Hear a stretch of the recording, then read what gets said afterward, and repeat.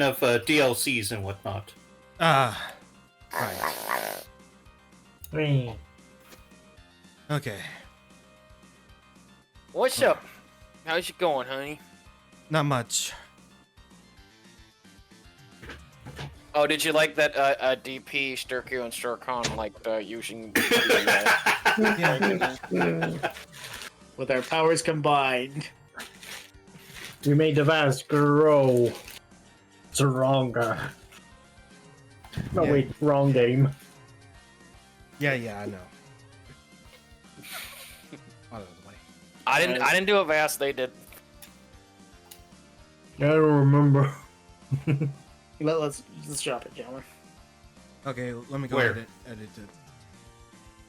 Anyway. Time for more Ace Attorney shenanigans. Well, we're almost done, thankfully, so that's good. Yeah, we're at the home stretch when it comes to this case. Yeah. Yep, hopefully we'll be done by then. Oh yeah, yeah. That's just Oh yeah, trust me, we're all very tired. That- we did a lot. that gives me an ample opportunity to, well, make the PNGtubers of Circle and Deadpool. Yeah, because if we get done early, oh yeah, like I could definitely would do if you want to do an art stream, I'm definitely up to do that, help you out. Yeah. Dude, Why did you do that, Sturkio? yeah, Discord? Yeah, a moment. Okay. You need to Instead of share. forgetting.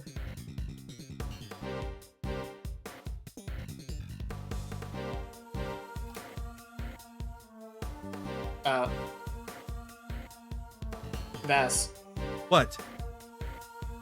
you have Oh! No, Yeah, I thought you were still setting up, so I just Yeah, no worries, Vass, it happens. All right, Sturkon. Those results have just come in, sir. Traces of ubiquium were found in the teapot. there were. Just like Mr. Edgeworth said. Curse you, Snidely Whiplash. I mean, you better not think this means you beat me. You really need to drop this obsession with coming in first, Mr. Wiener. We're on the same side here, remember? We're all trying to get to the truth. What? But first is best. Everyone knows it's better to be a winner than a loser. Not really. That's really no way for a prosecutor to think. Not a successful one anyway, Wiener. Edgeworth would have said it for you. But I... Enough! My Mr. Edgeworth, please refrain from taunting the boy. Ignore him, Eustace. He is worthy of your attention. But Gavel, all right.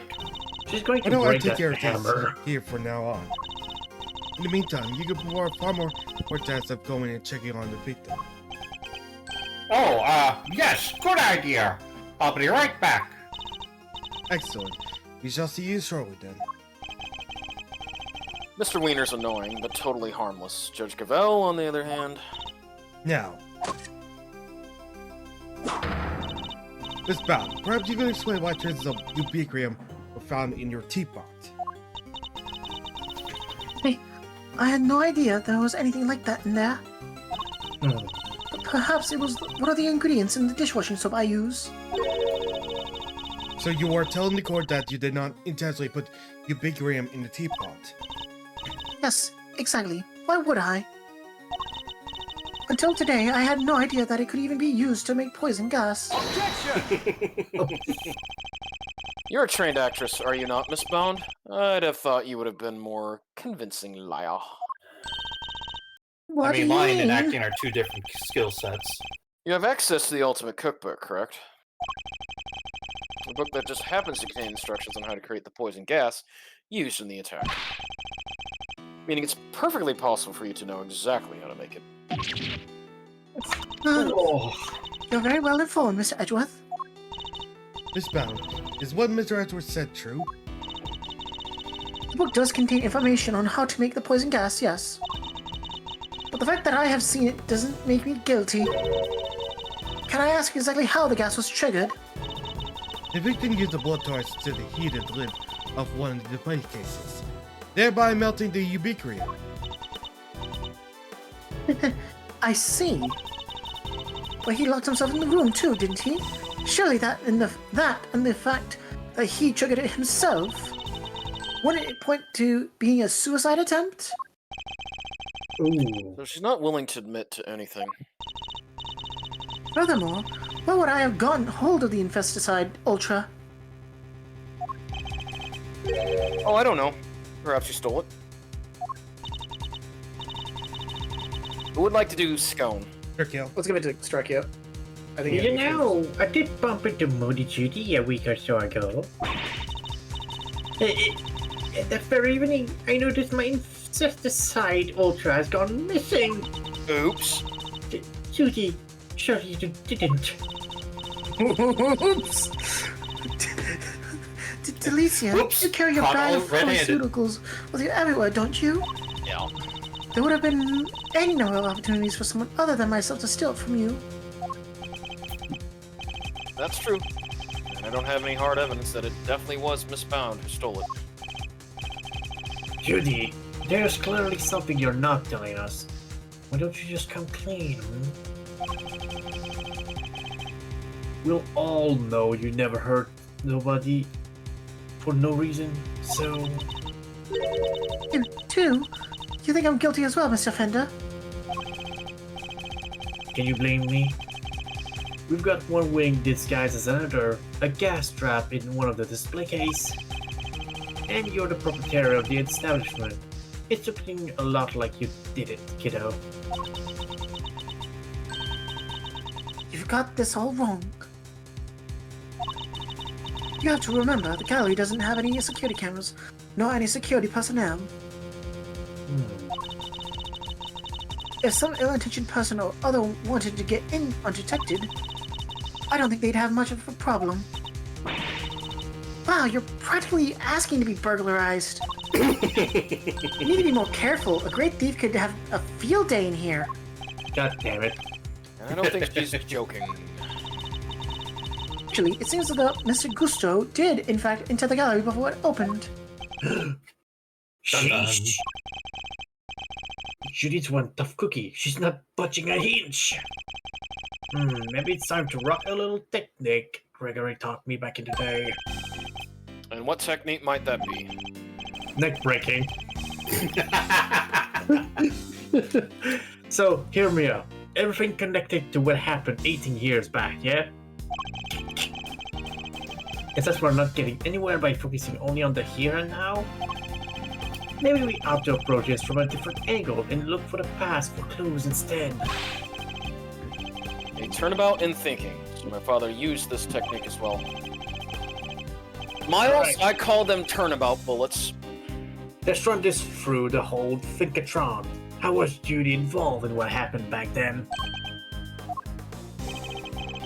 According to Miss Bound, it was because of her that Miss Frost's flavored ice sculptures melted. And yet his sculptures are here on display at this very gallery today. Is it possible that she hid the body? Thank you, Fender. I think I know what I need to ask Miss Bound now. Don't thank me. Thanks your pops. Now take it away, Milesy. I'll grab the popcorn. Miss Bound, you say that you were the one who caused Miss Frost's creations to melt 18 years ago, correct? Well, I'm afraid so. I was young and foolish, and it was a terrible accident. And yet, what you did allowed you to open this exhibit, no? What do you mean? Yes, what do you mean, Mr. Edgeworth? If you're going to ask such questions, perhaps a formal testimony from Miss Bow might be best. Yes, perhaps it might. I'd like to know a little more about Zodiac Hall. And about why Miss Bound decided to dedicate this space to Mr. Frost's works. Very well. If you believe it to be relevant to the case, I will allow it. Miss Bow, would you mind? Not at all. I'll do whatever it takes to prove that I am innocent. Then please, if you could give us some background on Zodiac Hall and the pieces on display here. Boss Oh fight. yeah, Sircon. I forgot to mention when Vast played Tribe 9 yesterday, it was from the same artist that worked on the Danganronpa series. Nice. Yep. Wait, Tribe 9. Tribe Yeah, 9. that Tribe 9. The baseball themed one. Yes. No, I'm thinking, is it the new game that came out? Yes, Yeah. it's a new game. It's actually meant to be a multimedia project, whereas the anime was released 3 years ago. It looks great. Interesting. Like, I mean, I just figure you're a big Danganronpa fan, and especially the art, so I'd like it. Zodiac Hall. I'll have to give it a shot. Here we go. Oh, wow. Wow, that's a difference in music. It took 18 Oh, yeah. years, but at long last, I was finally able to buy Samson's home back a little while ago. But a place like this is expensive to maintain, so I decided to turn it into an art gallery. To that end, I collected as many Paul Halit pieces as I could from around the world. Because, if I'm honest, it's always been something of a dream of mine to open a space dedicated to his work. Thank you for your testimony, Miss Pound. Wonderful it is that you're able to fulfill your dream. Well, Mr. Edgeworth, everything seems to be entirely above board to me. Judge Cavell, that was simply the witness's preliminary statement. As you surely know, the value of that testimony cannot be evaluated without due cross-examination. Spoken like a true attorney. Very well. He's been in a few games. You may do what you must. Zodiac Hall. Okay. It took 18 years, but at long last, it was finally. That Okay. checks out. But please, Okay. it's like this. Checks out. To that end, I collected as many Paul Halit Alright, next one. press, because that's a very sus thing to say. Alright, no, it's been always something that's being dedicated to his work. True, but that does something to wonder. Oh, Halik. That was Mr. Frost's pseudonym, correct? Yes, he adopted it while he was working as a sculptor in France. I see. I'm curious about some of the pieces in your collection. More specifically, how you were able to acquire the Taurus and Gemini sculptures. My understanding that Mr. Frost died before he could complete them. Yes, I was able to create replicas for the Winter Wing based on photos of the sculptures he made. Really? Why don't you go into some more detail on that? Because if I'm honest, it's always been something of a dream of mine to be Next one. open a space dedicated to his work. I was able to create replicas from the Winter Wing based on the photos on the sculptures he made. Present, yeah, because remember, it's different from the ones, remember the statues? Gemini. No. Isn't it the Pisces? No, isn't the Pisces sketch? Yeah. I don't think so. Let's look at the evidence systematically. What else we got? What else we got, man? Let's check evidence. Let's see. Da-da-da-da.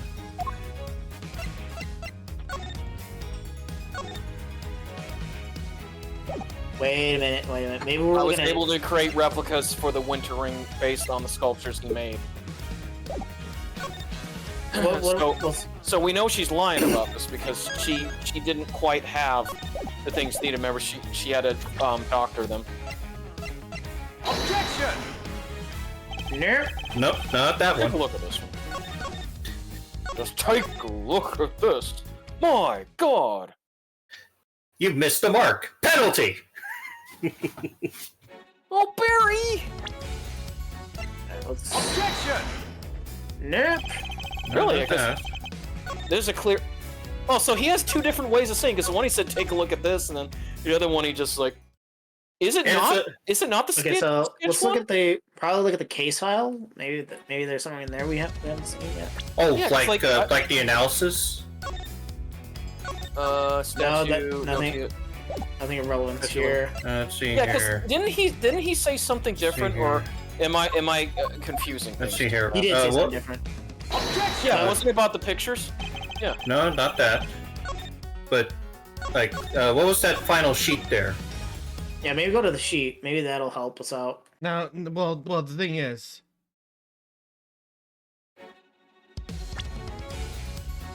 Hold on.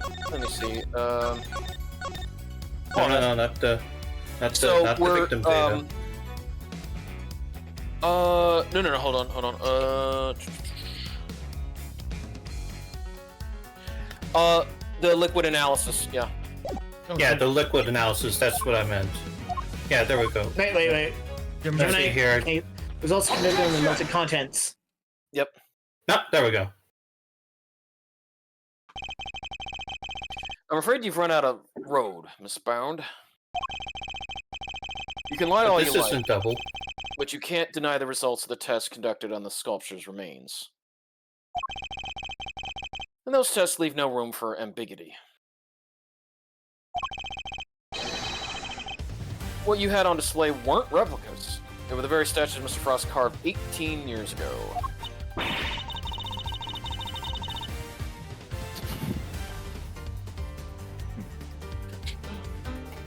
Strike it. Dracula. Hmm? Uh-oh. Tokyo? Did Oh, Did you wink out? Oh, okay. Sorry. No worries. Oh, You did say that there was some high winds, so we thought that triggered. Yeah, sincerely sorry. Oh, I can probably help explaining how they worked it out if you like, dear. It's the sugar, you see. You might think sugar is sugar, but the composition is actually very unique. You could probably recreate a statue with the sweet chemistry in their chemical makeup? No chance at all, dear. Thank you, Miss Stone. I don't know asking for her help, but still.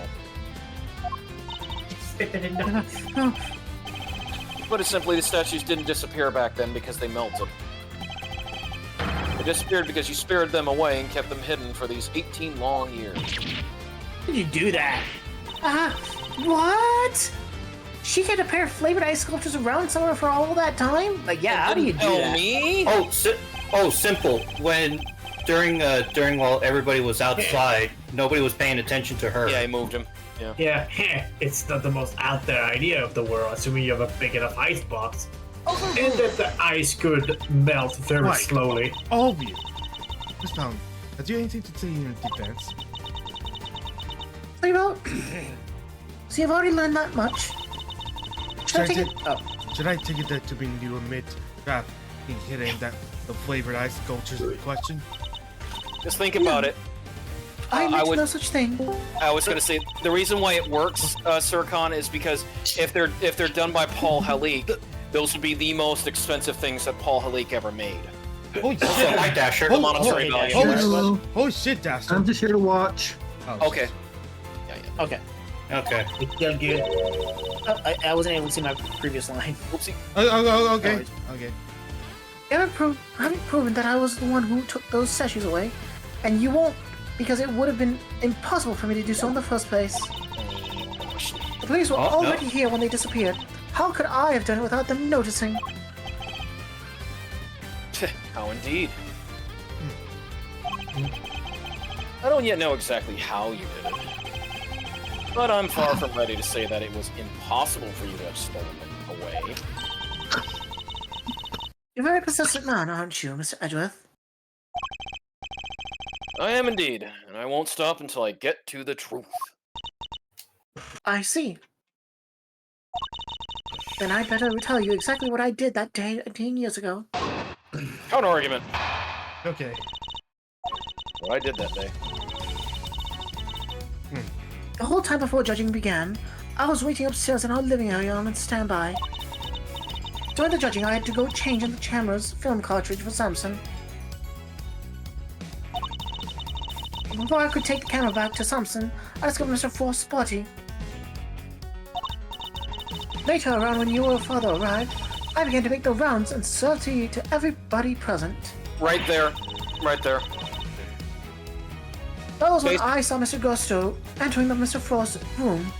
When she was serving tea, that would have given her enough time to Yeah. have it. That was a gimme. She played herself. And those were my movements on the day it all happened. I don't see how you could take issue with any of that. Yeah, Vass, just press her on the I was serving tea to the cops. That's for us to decide, Miss Bone. Yeah, I'll take over, Dash. Don't worry. Are you saying there's a contradiction in her story, Mr. Edgeworth? I'm more focused on proving the fact that she did indeed steal those statues. Question is, when would she have had the opportunity to do so? Tea time. If I can pinpoint that, I might be able to prove what exactly she got up to. Yeah. No time before it again. No. Remember, it's the one where I press on I serve tea. This one, yeah, press. Yep, press around this one. Hold it! Just as you did today. Yes, I went around and offered everybody working on the investigation a cup of tea.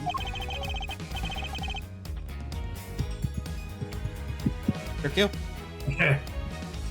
Present company included, I remember it well. We're here, there, upstairs, downstairs, everywhere with that little cart of yours. Interesting. And did anything strike you as strange around that time? Oh yeah. Gregory was singing the praise of Judy. Tease, and I think he mentioned his saucer was cold. Dum dum dum. The saucer was There we cold. go. Yes, surprising. Was this the moment? Yes, this was the precise Yes. moment. Miss Mount, I believe that was when you stole the sculptures. I hate to contradict you, but the London room was full of witnesses at that point, Mr. Fender included.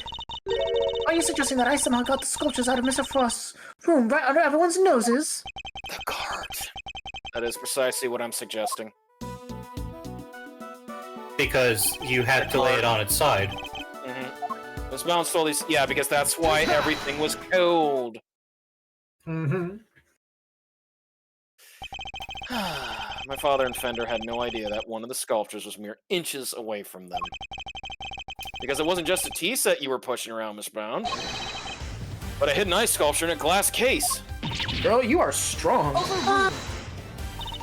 Choose at the deal would have been Yeah. impossible. Not I really. would have case of that size bit on the servant card. It would have been spotted immediately. Who said anything about a serving cart? What? I'm not sure if I follow Mr. Edward. Yeah. What do you suggest What that she doesn't- use instead? I'm suggesting that Miss Bound used this to transport the sculptures. Blue cart. Take that! A lift cart. And this is... The cart that Miss Bound used to move flavored ice sculptures out of Mr. Frost's room 18 years ago. And it would appear that the very same cart is still here with us in this fountain room. Oh, Just put a drape over it, and it looks like a serving cart. Yeah. Oh, we originally put it for the use of the contest. And you see that Miss Bound loaded Mr. Frost's sculptures onto this cart and carried them off? I am. As you can imagine, all one would need to do is lay a case on its side, add a tablecloth, boom, And whammo.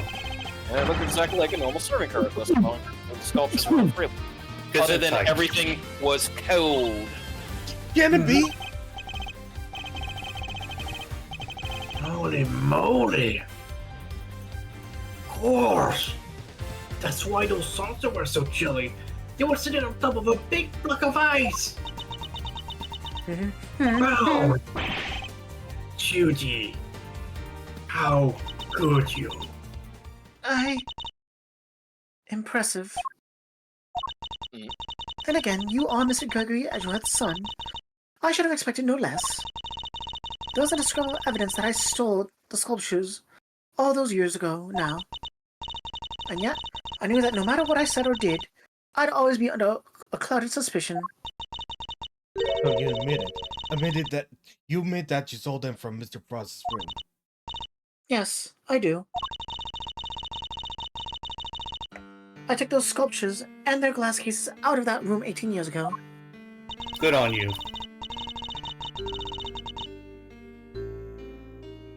Hold on. No worries. And Mr. Edgeworth correctly deduced, I dressed up the lift cart as a servant cart to do it. I slipped it in and out of Mr. Frost's room while I was going around serving tea to everybody. In the end, I had removed it not only the sculptures, but the flavored ice zodiac blocks as well. Zodiac blocks. I feel like I've seen them for myself before. There's a huge block of ice on display here. It must be incredibly heavy, though maybe not, what with it being hollow on the inside. Ah. If the Winter Wing really is an exact replica of Mr. Frost's room from 18 years ago, then even though my father never saw them because they'd already melted, the Zodiac blocks must have been in the victim's room back then as well.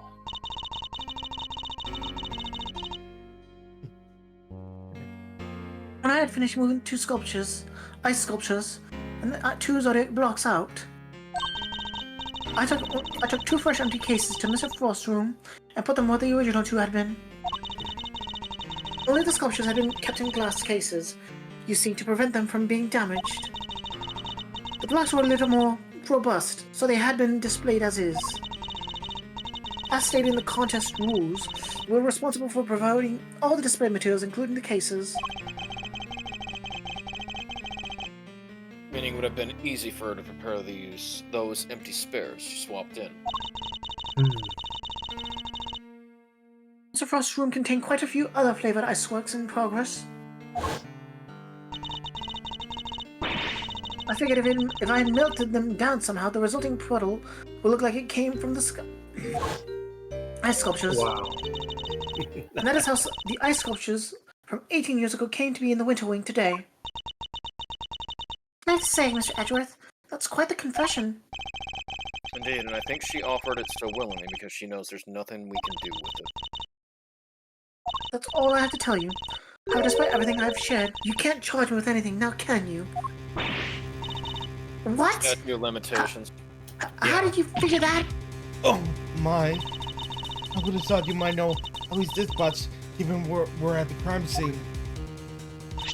I suggest you memorize the various natures of limitations outlined in this book. Such a cute book. Statues of what? Statutes of Limitations book. A book explaining the statutes of limitations of various crimes. Meow meow. Ding, ding, ding, ding, ding. Simply put, K. Let's look. Okay, then. Theft, 7 years from the date of the crime. Separate time frames apply with regards to claims of damages. Moida, 15 years from the date of the crime. The statute is suspended should the suspect flee to a foreign country. The statute is suspended from the time of any accomplice indictment to the end of their trial. What? Prosecutors only have a certain amount of time within which they can put a suspect on trial for a given crime. Let's take a closer look, shall we? Oh. We don't even need to look at it. Yep. Yeah, this is one of those instances where even though we can take the initiative, the game will just outright show it to us. It's different for every crime? Murder? 15 years? Theft? 7 years? Oh. Exactly. Yes, Miss Bound stole the ice sculptures 18 years ago. 3 more years. So it's too late to have her arrested for that crime. Believe it. Then again, That is a wrong serious karma matter, was the case. especially when it involves the removal evidence from the crime scene. However, as yourself just pointed out, this man can no longer be prosecuted for crime. Rendering your revelation rather pointless. Read your statements. Objection! No. I wouldn't be so sure about that. For you see, the theft of the ice sculptures isn't my principal interest here. Oh. I find the body that reappeared 18 years ago after the theft to be of considerably more interest. Are you suggesting that I also hit Mr. Frost's party? Indeed. How do you keep a body hidden for 18 years without anybody finding it? Hiding it in a very unusual way, like they did with Walt Disney. Oh, now this is interesting. I think I know where you're going with this. Yeah, he's buried under some concrete. Are you telling me that you know where the body has been for all this time, Mr. Edgeworth? Yeah, they just didn't cut off Mr. Frost's head. It's not such a big leap if you think about what Miss Bound had told us already. Let's just say it wasn't just flavored ice that she removed from Mr. Frost's room back then. Very well. If you're confident in this claim, let us put it to the test. Tell me, Mr. Edgeworth, where exactly was Mr. Frost's body hidden? Winter Wing. Winter Wing. Winter Wing photo? Yep. Take that! The wing. A photograph of Mr. Frost's works? And of the victim's body, Your Honor. You will have to forgive me, but I don't see what you mean. Where exactly in this photograph is Mr. Frost's body? The The hood. Gemini sculpture. Yeah, the hood. Right there. Yep. Take that! Very, very macabre. Gemini sculpture? Yes, it may look like a sculpture at first glance, but it is in fact Mr. Frost's corpse. Surely you can't be serious. I don't see anything in this dead photograph serious. that supports such a wild claim. That's because a certain piece of evidence was used to hide the body in plain sight. And what piece of evidence might that be? The Present court admits luminous that cloth. verdict that was used to conceal the body. The luminous. Take that! One of the cloths from in the autumn wing? Yes, when it's made to glow just in the right way, it's so visually convincing, you might mistake it for ice. Isn't that right, Miss Scoon? Well, yes, dear, but you can't make it look like just about anything, really. Even blazing fire. Well, you can. And a light shade of blue would make it look like ice. Yes, exactly Burn. like it. Black. Oh, Burn my Cosmo. It is not the case that a certain special device is needed to generate these colors, though. Gentlemen? Yes? Something urgent just showed up. Like, Oh. urgent. I need to attend to this. I'll be back. No worries. We'll All cover right. for you. If you would care to take another look at the photograph of the Winter Wing, Your Honor, you'll notice there is a small box connected to the bottom of the Gemini display. You not need to That's- unlock all 7 senses to notice. One of the very light-emitting devices in question. Detective Gumshoe even confirmed its presence. In fact, this particular device went missing 18 years ago. Back then, it was no doubt firmly connected to the cloth inside the display case. Which means Miss Bound had no choice but to take it with her when she removed the sculpture. Funny how those things work. Indeed. So you see, this cloth and the light-emitting device were being used to create the illusion that Mr. Frost's body was, in fact, a statue carved from ice. No! This could be. Wait, so you're telling me that when we took the picture of us in the Winter Wing, Yes, we were standing right in front of the body. But the body and the Never. cloth were both recovered from the fountain. Why were they found here if the body was supposed to be in the winter wing disguised as a sculpture? Because there would have been no mystery as to how the body had been hidden if we had found it as is. Miss Bound needed to remove Mr. Frost from the Winter Wing in order to throw us off the scent. Ridiculous.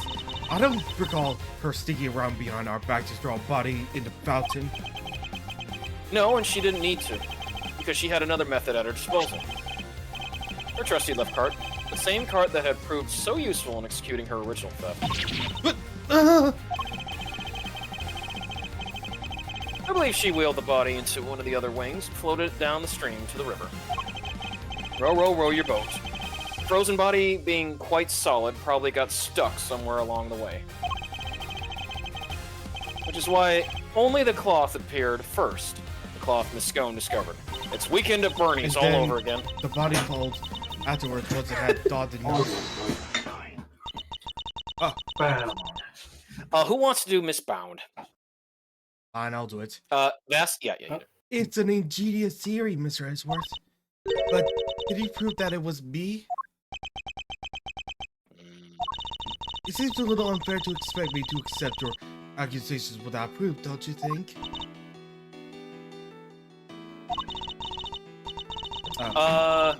That's DP, you want to do K? Yeah, let DP do K. What about the eyewitness? Do you think someone might have spotted her when she was moving the body? As a matter of fact, I do. In the piece of evidence I was provided. We'll shed light on exactly how Miss Bound moved the body as well. Well, Mr. Edgeworth, do you have any evidence to support your allegation? Of course, I have a piece of very compelling proof right here. Then please present it to the court. What evidence do you have that proves Miss Pound acted as you claim? Presents Larry's photo. sketch. I'll never forget about Larry. More drawings Very articulated drawings. and Capcom drawings. not me. Yes, Mr. Butts drew sketches of people as they passed through the fountain room. You can beat him up later. What I'm interested in is the cart we can see here. Found server guard. What about it? You don't see it? She's using the same trick she used 18 years ago. Ergo, we know that Miss Bound was busy moving Miss Frost's body when this picture was being drawn. But yeah, if I may, I don't see Miss Frost's body anywhere in that sketch. All I see is a picture of me delivering chocolates to everyone. Really? Then allow me to direct your attention to the color of the tablecloth, Miss Bound. At first I thought that Mr. Butts had made an error, but he's assured me that couldn't possibly be the case. Oh man, I could have voiced Miss Bound earlier. This tablecloth appears to be light blue. Yes, a shade of tablecloth that Miss Bound doesn't seem to own. The cloth only appears to be light blue due to the body hiding just underneath. But shape of the card is perfectly rectangular, as one would expect. Surely it would be immediately obvious if the tablecloth was being draped directly over the body. Objection. Now that the body had been placed inside one of the hollow Zodiac blocks in the Winter Wing, place one of those on the lift cart, and it easily passed muster as a regular serving cart, wouldn't you agree? God, it's subjective. Miss Bound. Really now you must admit that it was you who moved the body, just as you did 18 years ago. I didn't expect you to decide to offer a single simple sketch. But that sketch alone isn't really enough to prove your theory, is it? Don't blame me, blame Larry. You didn't worry on that front. My case doesn't rest solely on Mr. Butt's artwork. Once you had disposed of the body, your serving cart became a simple lift cart once more. Which is exactly what we discovered here in the fountain room. And without a serving cart, you had to find some place to put your icebox candy. My chocolates? The one I was handing out? As we saw in the sketches, you had originally placed them on top of the cart. But the chocolates you gave us came from your pocket. DP. Oh yeah, mine was half melted. You mean half-baked, Kay? No, half melted. It was sure super sweet and tasty though. Why did you suddenly feel the need to put the chocolates in your pocket, Miss Bound? I... It was because you no longer had a serving cart to put them on. That's why. Ah! One moment, please. You have explained what Miss Sound did with the chocolates and the lift cart. But what about the tablecloth? Where did it go? Present Larry's sketch again. If stashing the chocolates in her pocket was the only solution she could think of, I doubt Miss Bound had the time to dispose of an entire tablecloth. Well, Mr. Edgeworth, do you have an answer for me? Miss Bound didn't hide or dispose of the tablecloth yet. In fact, it's right here in front of us. Perhaps you would care to enlighten us.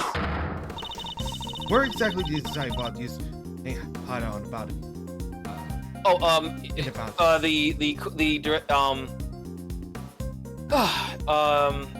It's with her. In the No, I'm Miss Bound's person. All right, that's a little bit later. Okay, my Miss bad. Bound has the tablecloth on her person, and in plain view, in fact. In plain view? No! Uh-oh. Surely you don't mean... Miss Bound. It's the cloth around your waist, isn't it? And given that the Zodiac blocks weren't kept in glass cases, that cloth would have been in direct contact with the ice. All we would need to do to confirm my theory is to test the cloth for traces of the sugar used in Mr. Frost's work. The game is up, Mr. Bound. Miss Bound. It's time to come clean. I'm back. Hey, Sircon. You, actually, like, Sircon, I know this is like out of nowhere, but I feel like I would like to be misbound, but that's up to you. Let me hear, if you don't mind me asking, can I hear your voice, Miss Bound? You won't need to test the tablecloth. Okay, yeah, you do it. Everything you said is true. Roll hijack I- successful. I sold Delicia's Infestide Ultra, and I moved Miss Frost's body. Oh, poor It thing. was me. It was all me. Delicia, I'm so sorry. Last week, I went into your bag and I took it.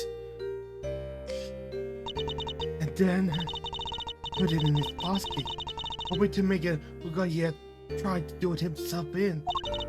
Also made sure to leave no fingerprints but yours, just in case the police suspected foul play. Judy, you. Oh gosh. But Judy, why? Weren't we supposed to be on the same side, all fighting together to free Samson? We were, but I couldn't afford to get arrested. Not yet. Not until finally proven that Samson is innocent. I always wanted to give myself up in the end. I swear. I know it's easy to say that now, but Why do it this way though? It's not like you. I'm sorry, Mr. Fender. I caused you so much trouble. I've been the guilty party all along, ever since that day 18 years ago. Are you trying to tell us that the true culprit in the IS-7 was you? I committed a terrible crime. I took those sculptures and I stole them for purely selfish reasons. And when Mr. Frost died, they became more than mere entities in a confectionery contest. They became the final works of Santa's favorite artist. I could have allowed it to melt away, not before he came home. But that meant I couldn't let anybody near them, not even the police. Oh, I hid them. I knew it was wrong, but I just had to. I put them in the cold storage room for safekeeping. But what I actually done was far worse than anything I could possibly imagine. Because who would have thought that Mr. Frost's body itself was posing as one of the sculptures? So she didn't know about the body when she stole the sculptures. Samson is a kind man, a saint. He could never kill anybody, never. And yet, because of what I did, the police never found Mr. Frost's body, and Samson was found guilty. Damn. You're probably done for me. He was my family, the only family I ever had. He was the most important person in the entire world to me, and Judy. after his conviction, I was forced out of our home. I was finally able to return only a few days ago, and when I did, I went to the core storage room to check out one of his sculptures. And that's when I saw it. Mr. Frost's body. I've been there the whole time. Of course, by that point, statute of limitations had expired. But I did what I did today. Because it was the only way I could think of to make things right.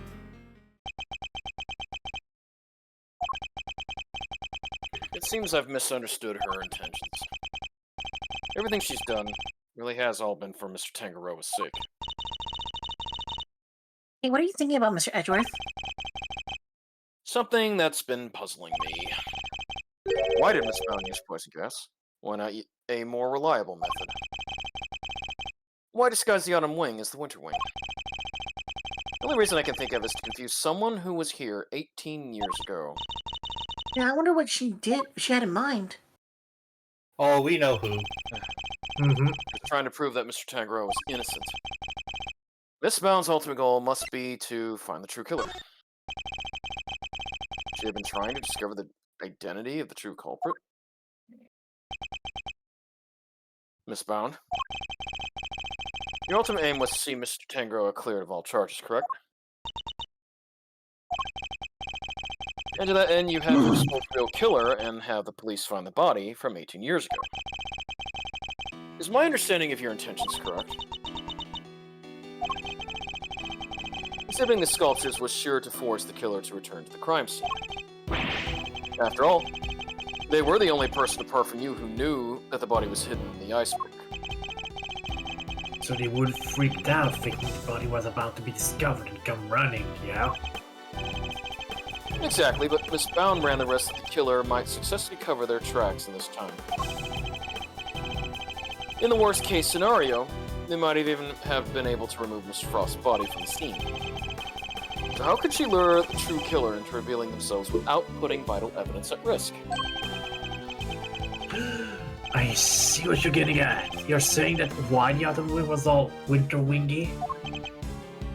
I am. You were betting on one thing, Miss Bound, weren't you? That whoever opened Pisces' case, you had so carefully disguised as the Gemini case, would be the real perpetrator of the IS-7 incident. No. I mean, the real killer was. Yo! Enough! Not another word. Here is the implication of what you are saying, Mr. Edgeworth.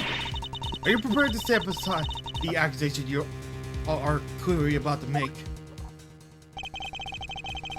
Miss Bound set a trap for Mr. Frost's killer, meaning that whoever found themselves caught in the trap is highly likely to be the guilty party. But I lack the evidence to support such an assertion. To accuse someone without any evidence is not to be done lightly, so should I really go ahead, make my accusation, and name Mr. Frost's killer nonetheless? Make the accusation. Yeet. My ultimate goal is to see the truth exposed. And to that, I need to seize the moment. Dasher, You you okay okay, there, bud? Dasher? Dasher? Yo, Dasher, you okay? Oh well. Yes, Judge Cavell, I am prepared to stand behind my accusation. I know exactly who was to blame for the IS-7, Gustavo. Take that! Gusto. Mr. Gusto, the victim of the poison gas attack is the perpetrator behind the IS-7 incident. Oh my god, you're bullshitting me! He is. Gusty? Yeah, lifted it with your shoe. Mr. Gusto. Miss Bound. As we have established, you knew that the opening of the gallery would lure in the real culprit. And you set up the poison gas trap in order. Do you dispute the facts thus far? You're a very impressive man, Mr. Edgeworth, just like your father. And of course, you're absolutely right.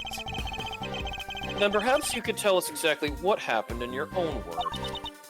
Of course, I have nothing to hide anymore, so I might as well tell you everything.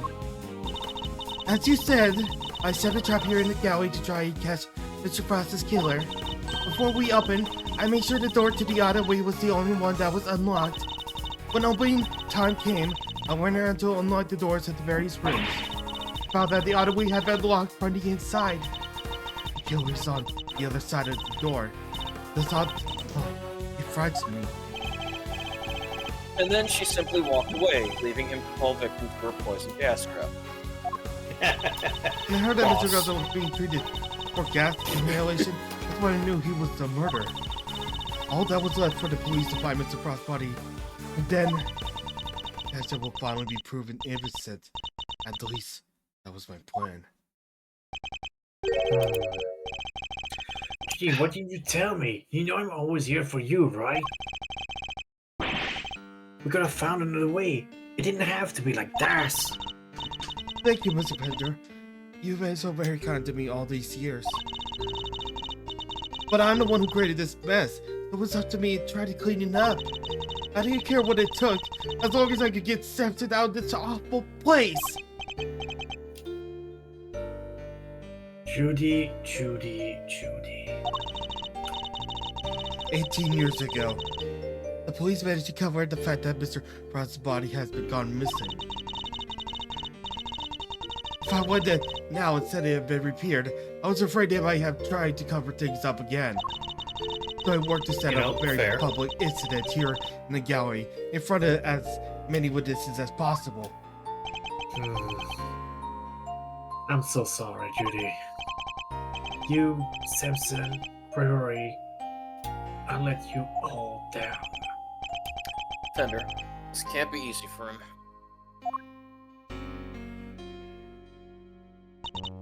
No, I'm the one who should be apologizing. Mr. Edgeworth, Mr. Bender, I hope one day you can forgive me. And whatever punishment I had to face, I'm ready to I'll accept be right it. back. But please, if I may ask one nice thing of you, is that you must simply clear Dempsey's name. Oh. The way the truth of these past 18 years had come to light was unexpected, to say the least. And yet, it only set us down a path towards an even more shocking end. To be continued at Super Brawl 8. Right. Super Brawl 8. That was a Super WCW pay-per-view. Oof. April 2nd, 1511. Zodiac Hall, Fountain Room. Miss Bound, are you feeling a little calmer now? Yes. Good. Allow me to get to the point. Regardless of your intentions, you broke the law. Yes. I understand. Nevertheless, I understand that you did what you did in order to prove Mr. Tangaroa's innocence. Therefore, if the real culprit really is someone else, then we have a duty to reinvestigate the case. Maybe. Hey, Dash. There is nothing to suggest that anything nefarious took place in the official IS-7 incident records. And right now, there is nothing to suggest that we should take Miss Bound at her word either. So our first further order of business should be to arrest the culprit of the case before us, Miss Bound herself. Objection! Objection. Official records cannot always be trusted, Judge Gavel. Especially since there are those prosecutors who think nothing of twisting the facts. On karma. Are you suggesting that the committee on the night overlooked just the prosecutor? That's for you and your people to figure out. However, it is a fact that the autopsy report was faked. Seeing as Mr. Frost's body was only found just now... Ah, you forgot about that! There really is something We did it. Mr. Von Calmer in you, Mr. Edgeworth. Well, no, Gavel did. How so exactly? By continually defying the will of the committee and bending the truth to fit your needs. That's how. Perhaps it's time you understand how I know the committee sees this case. Here we go. The committee's views. The committee is willing to accept that Mr. Von Karma falsified Mr. Bronson's autopsy report. Even still, Mr. Von Karma only managed to have Mr. Tangaroa convicted as an accomplice. I personally have to believe that the real culprit behind the IS-7 incident is Miss Bound. Her breath to poison and kill Mr. Gusser today was her attempt to bring him for Mr. Frost's butter. Press her on that. Yeah, Butter. because on the fourth statement. And this is how the committee sees things, is it? It is, as always. I act solely in the service of law and order. You act in the service of Ice-T? Law and Order SVU. It sounds like I was gonna make the joke, but it was clear you're gonna beat me. Dun dun dun dun dun dun dun. She is acting in service of the committee and covering up the truth. Hold on. You know, oh man, I wish I had that sound effect every time we go to when we're about ready to do the. Yeah, whenever we're about ready to go to like testimony, should be dun dun. Yep, committee and covering up the truth. No, I got it. Oh yes, please, because we can do that for each one. Okay. I know it took us this long. We'll get plenty of use out of it once we get to Apollo. Okay. So here. Okay. SVU.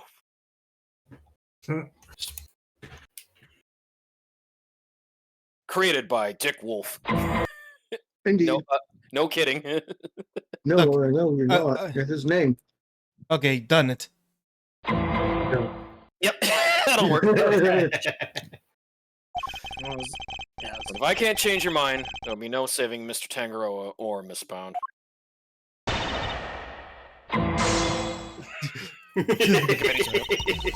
All right, Alright. I want to do that every single time we do that one. All right, fourth statement, press. press her on the fourth. Yeah. Yep. Yeah. Because she is laying it on, laying in some really fake shit right here to be saying that. You got your Fire. bitch.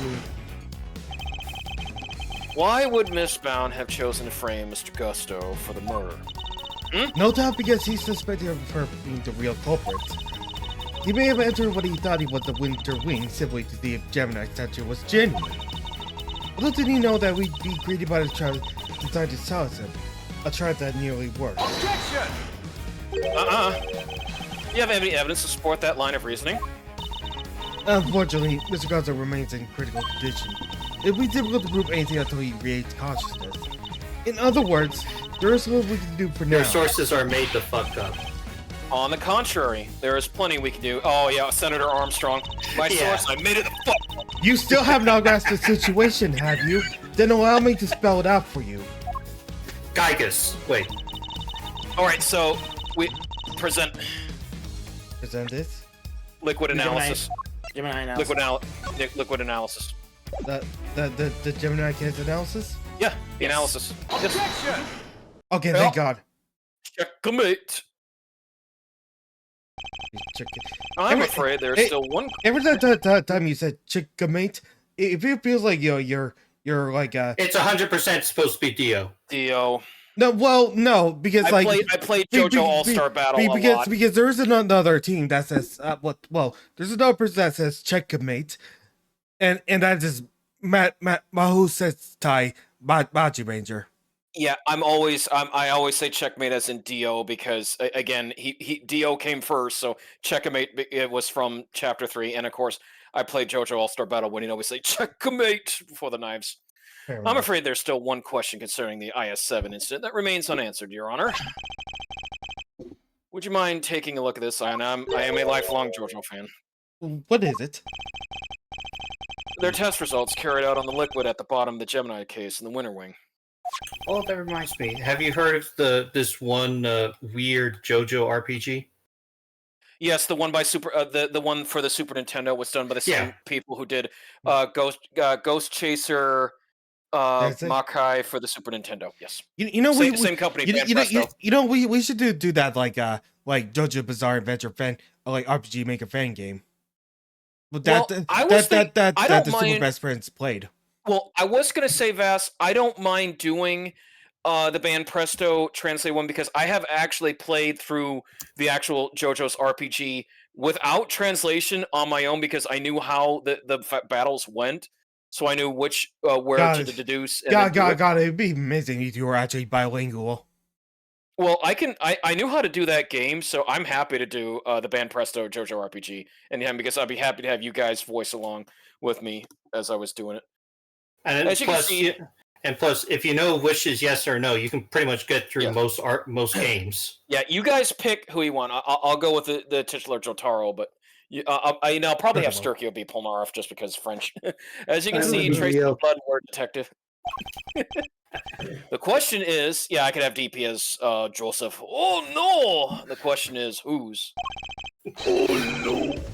Sweet, I get to be part of the top sexiest grandpas. Exactly. Until that question is answered, and yes, Vassy, definitely, I would have you be Kakuin. I hardly think you can claim to have all the evidence. There was blood in the It's not even Gemini Carson. case. Yes, there was. Why did I not hear about this bird, Eustace? Because Detective That's Gumshoe useless. informed me of the results directly, not Wiener. I was planning to tell Mr. Wiener about it myself, of course. You can't just do yourself until now. Despite having no your distance here whatsoever. Mark just my answer words, my phone. the community will hear about this. What you have done here today.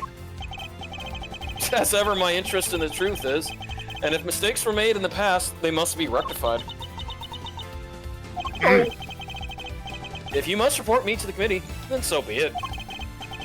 But in return, we must be allowed to investigate this case to the very end. Damn it.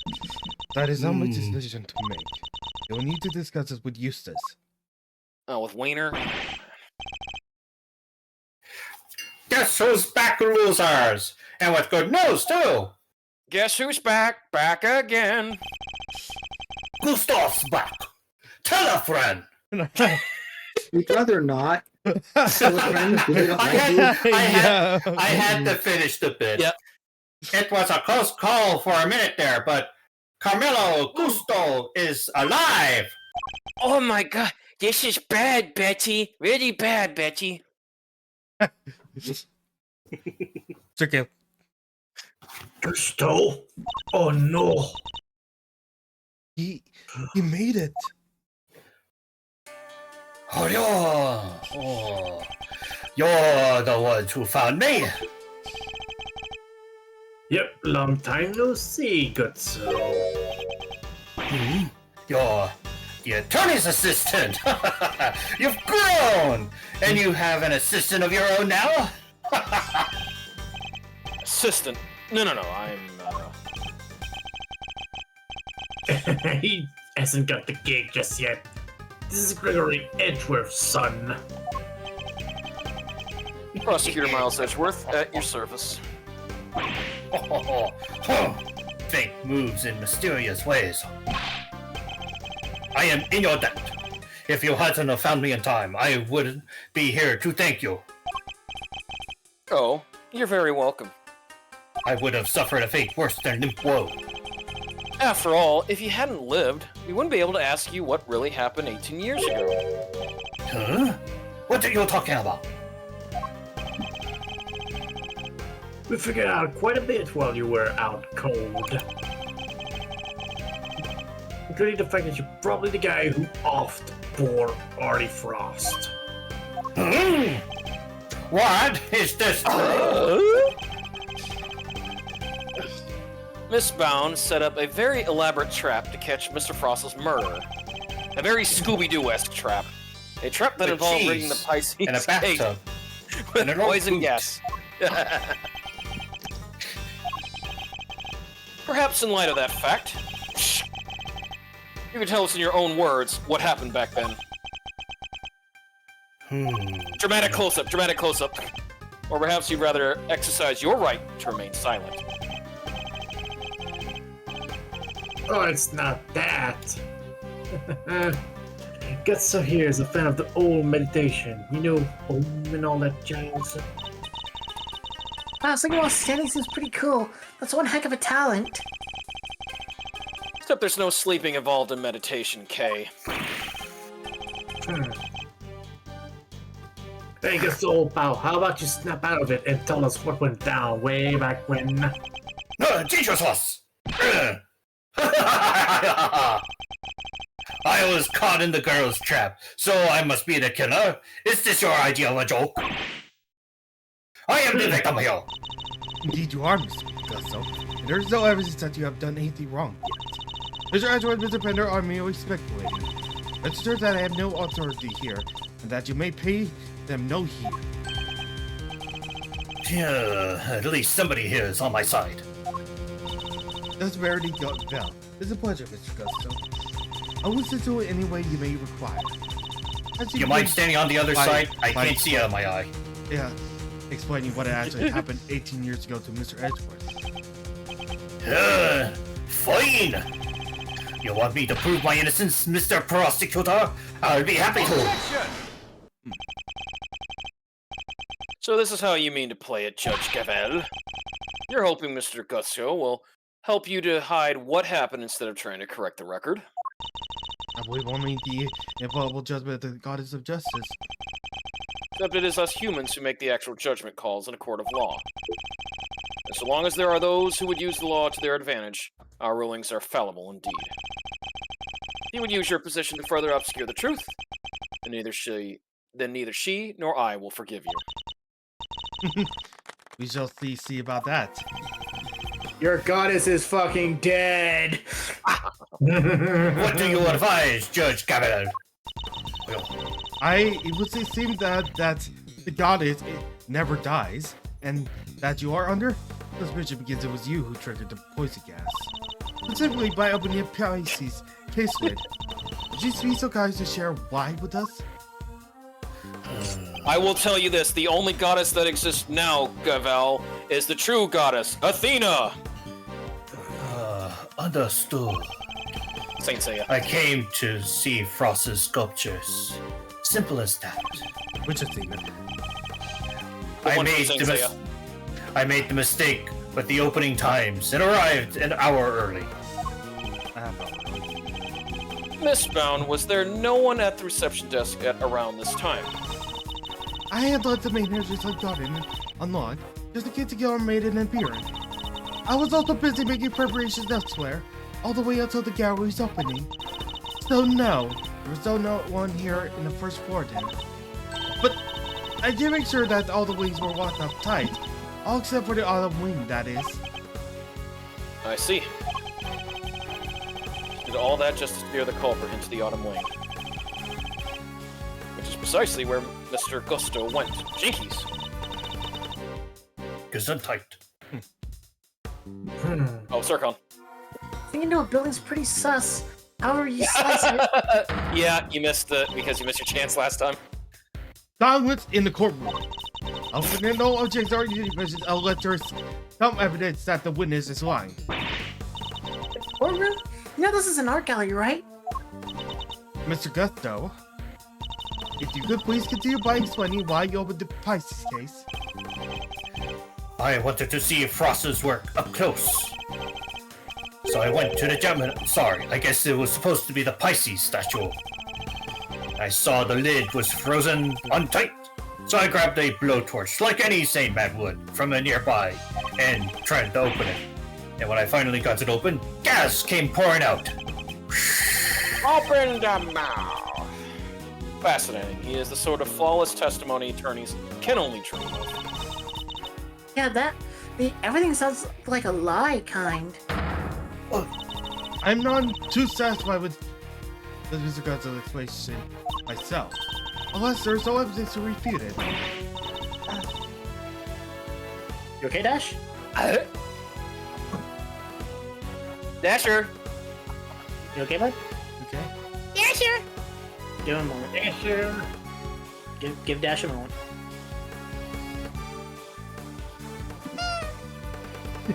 Thank you. Come on, there must be something. It's Bound's story you should be questioning, not mine.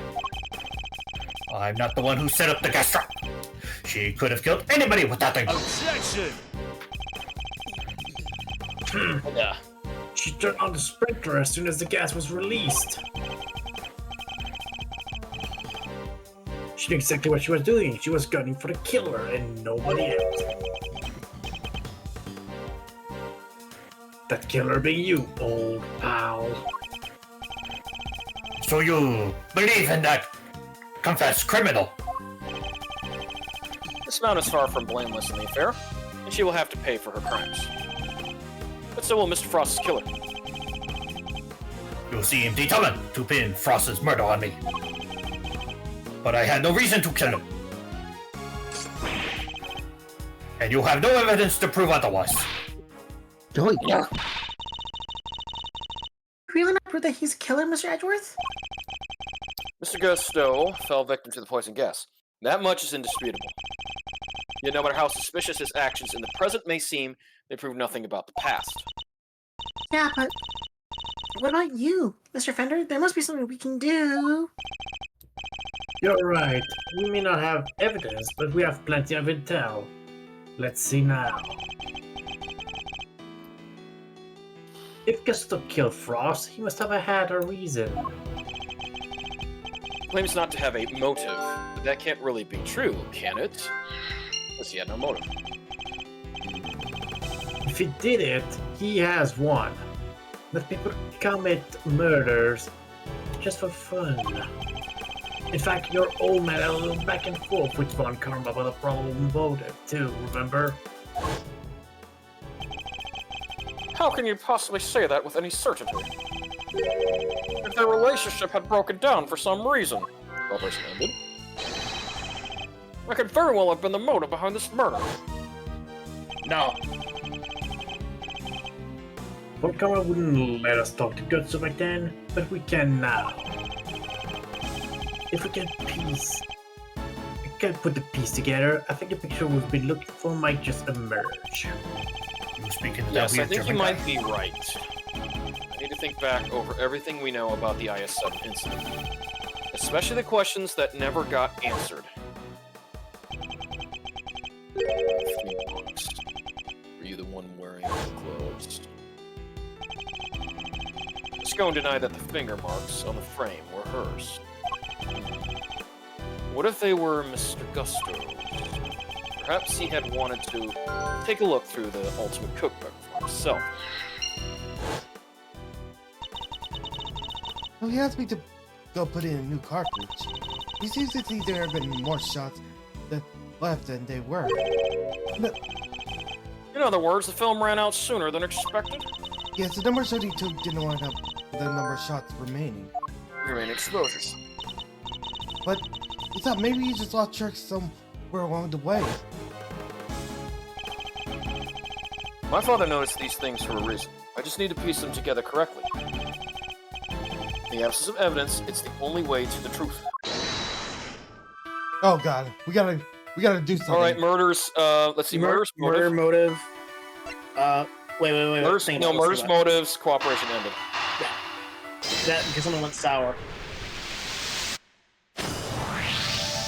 Woohoo! Mr. Gusto, you and Mr. Frost conspired to create works for the contest together, did you not? Huh? So you know my secret. Mr. Fender was kind enough to inform me. Mr. Frost was in charge of the designs, while you were in charge of the flavor. Is that correct? What can I say? I still had a long way to travel on the road to becoming a master confectioner. But you collaborated up through the semifinals. Something changed after that. We both wanted to show what we could do. Show that we were better than Tangaroa. Objection! Then why did you help Mr. Frost with his entry for the final? What grounds do you have to say for that? Your own statement made to Mr. Von Karma 18 years ago. You told him that you had been working together right up until the day before the final. Mr. Frost's entry was carved entirely from blocks of flavored ice. Ice which would have needed at least a day to freeze. And whose flavors would therefore have already been prepared by Mr. Gusto. Nah. Yes, which lines up perfectly with what Gusto told me. That'll be frosted on the day before the final. In that case, why didn't Mr. Frost reciprocate and help Mr. Gusto in return? No. Fuck you, I'm not telling you. I can hardly be expected to read the minds of the dead. So why didn't Mr. Frost help you in return, I submit that your relationship broke down for some reason. And that became the basis of your motive for murder. No, that's not how it was. Sure, we stopped working together, but it was all perfectly friendly. We stopped working together in a friendly way? Kinda hard to imagine, but okay. Besides, how do you think I did it exactly? You think I just scrolled into Tangaroa's room and killed Frost? I couldn't kill the man while Tangaroa was there working on his chocolate pieces, could I? Timing of the murder. Oh, So you'll see, it couldn't have been me. I wouldn't be so sure. There must be a window of time when Mr. Tangaroa wasn't in his room. If I can prove that, I can prove that Mr. Gusto had the opportunity to kill Mr. Frost. okay. Timing of the murder, 1, the cookbook.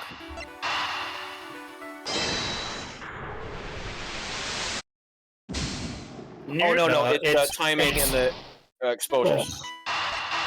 Eh, Yeah. No, we're skipping that part. No, I can't use these it's things, really. it like, why else would there be fewer films if not to take a look at the cookbook? Oh, the cookbook. Success. Photographing the cookbook's contents would be the perfect way to steal its secrets undetected. And what if Mr. Gusto did just that? What if he used Mr. Tangaroa's camera to photograph the book? Cheating! It'd be perfect crime. So much better than stealing it and getting caught by the getting chased by the cops. A sneak sharp shot of 20, huh? That could have worked. The only question is, when would he have done it? Mm-hmm. Good question. What about during afternoon tea? Didn't Delicious said that Gusto and Frost had missed out on the little tea party they had? Afternoon tea. Which brings me to the next question. When do we know for certain that Mr. Frost was still alive? In that the contest began, nobody saw Hyde. Nobody saw Hyde, nor Air or Frost, as he had secluded himself in his room. Get fucked. And the only person capable of entering his locked room was Tangaroa, possessing as he did the only key.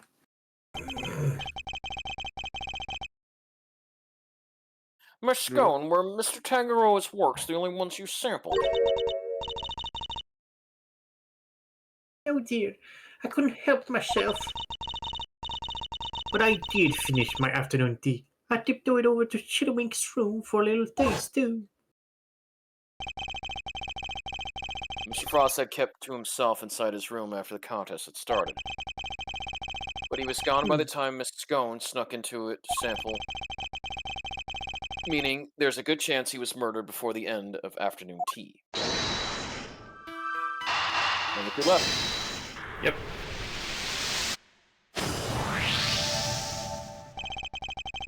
We can be sure that Mr. Frost was alive until the beginning of afternoon tea, making tea time the only window during which Mr. Gusto could have been killed.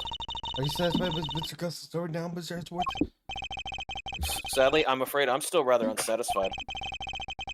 But things are finally starting to become clear, and the truth will soon come to light at last. You mean to say you have uncovered new evidence? Evidence? No. I was hoping I might convince Mr. Gusto to open up to us about it instead. Oh, is it the mind games time again? It is. Mr. Gusto, I have a question for you. I said I have a question for you. Yeah, what is it? You chose to make your entry for the final on your own. I told you! I wanted to test myself. I wanted to prove I was the best in the world. Objection! If that were the case, then surely you wouldn't have chosen to cheat in the first place. So tell me, Mr. Gusto, why did you feel the need to team up with Mr. Frost? Okay. The chess dimension. 18 years ago, Mr. Gusto and Mr. Frost collaborated in the confectionery contest. But why did they work together, and why did they enter the contest in the first place? That's the information I need to get out of my opponents somehow. Hey, where's my shogi pieces? Whoa! Mr. Gusto seems to have a habit of pretending to be asleep when things aren't going his way. Let's start by focusing on why he chose to work with Mr. Frost. By my hand, now is the time to dig up the truth that was buried all those years ago. Need to do a refill? My chest. Because is your drop chesting? Mr. Gusto, what inspired you to collaborate with Mr. Frost? We were acquaintances before we were contestants. He was interested in entering the contest, so we decided to sign up to kickball. And your decision to pair up with a sculptor had nothing to do with your lack of faith in your skills. You don't know me. We joined forces because we wanted to make the most perfection creation possible. That is all. Wait your time. Frost's son and mine were in the same credit school, so we got around pretty well too. Oh? So you were just two friends who happened to try for the title of World's Greatest Confectioner? Yeah. Wake up! Wake up! Wake up! Wake up! Wake up! Trying to be asleep when the going gets tough won't work on me, I'm afraid. Miss Frost was a sculptor, Mr. Gusto. I don't care much about winning a title for confectioners. In which case, he probably had a different motive for taking part in the contest, wouldn't you say? Oh, there's one. Hello. I was thinking of an opening to Gagoku. Fine, it was me. I wanted that title. Frost only wanted it for the prize, the ultimate cookie book. I see, and since your objectives dovetailed so neatly, you decided to work together. But then something happened. A breakdown in your relationship, perhaps? If so, I want to know why. Mr. Prosecutor, I'm still quite unwell after my brush with death. Pushed me too hard. And I'll be way back to the medical room. No, wait. You better wrap this up quickly. I'm already dangerously low on my blood sugar. Mr. Gusto is trying to desperately to make escape, but he's not going anywhere yet. Not as long as he's still keeping things from me. Let's figure out what he really was after next. There's no time to lose. I need to pick the right line of questioning and fast. Okay. Did you want more than just the title? Did you intend it? Yeah, did you have another goal besides the title? You two had your eyes on something. After all, I'm not sure the title of World's Greatest Confectioner even counts for that much. Now you're insulting the way of the confectioner. My only goal, was to win that title. I don't care about anything else. You have no idea how much it meant to me. About your title. Wait. Oh, my sense of design may not have been up to snuff back then, but you should see me now. Oh, so you've improved? You bet I have. I didn't do all that training in Zangfa for nothing. Wait.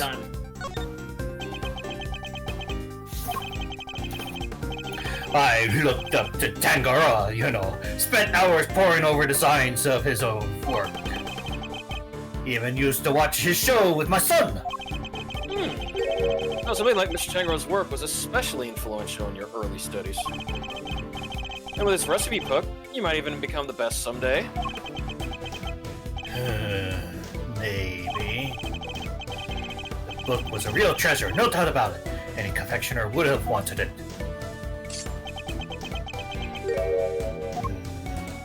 So you were interested in the book too? Yep. You claim that your only goal was to win the title. Yet you also seem to have had an interest in the contest prize, the ultimate cookbook. The greatest collection of recipes by the world's greatest confectioner. I can't say I had absolutely no interest in it. And even if I did, what exactly is wrong with that? Nothing, I suppose. Only that the book contained recipes for medicines, not desserts. Anyone who entered the contest supposedly knew that. Yeah. I feel like I'm finally getting somewhere. I can't let him slip from my grasp now. I just need to stay calm and keep the pressure on. Deal. Next, let's find out why he wanted the cookbook. Did you need it to help you make your sweets? So your plan was to win the cookbook and use it to help you with your own creations? What else? A book like that could have improved my craft tenfold. You could have made a lot of money if you sold it. Yeah. I don't know much about what was exactly in the, but it was worth more than money, I'll tell you that.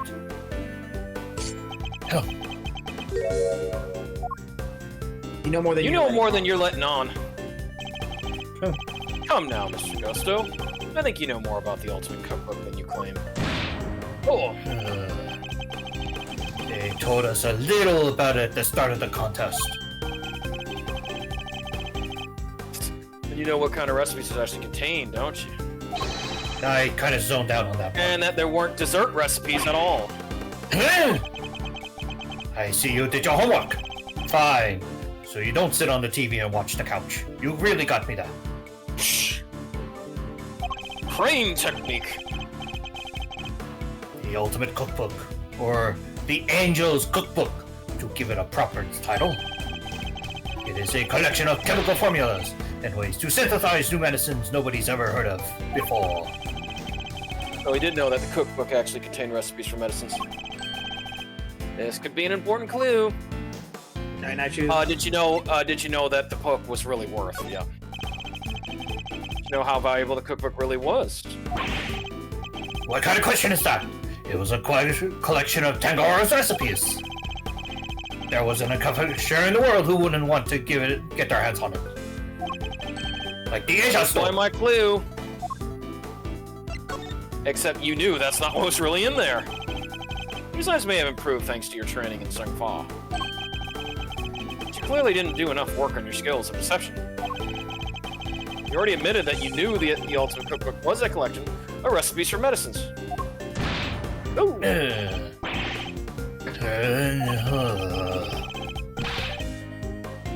Thereby making your interest not gastronomical, but pharmaceutical in nature. You needed medicine, didn't you? You needed medicine, didn't you? Tisk, tisk, tisk. You're a confectioner, Mr. Gusto. You had no professional interest in revolutionary new medicines. Which suggests that your interest must have been personal.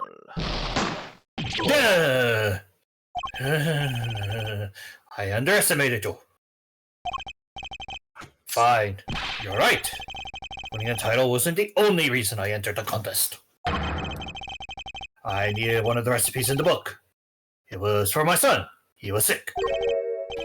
He was? Tell me more.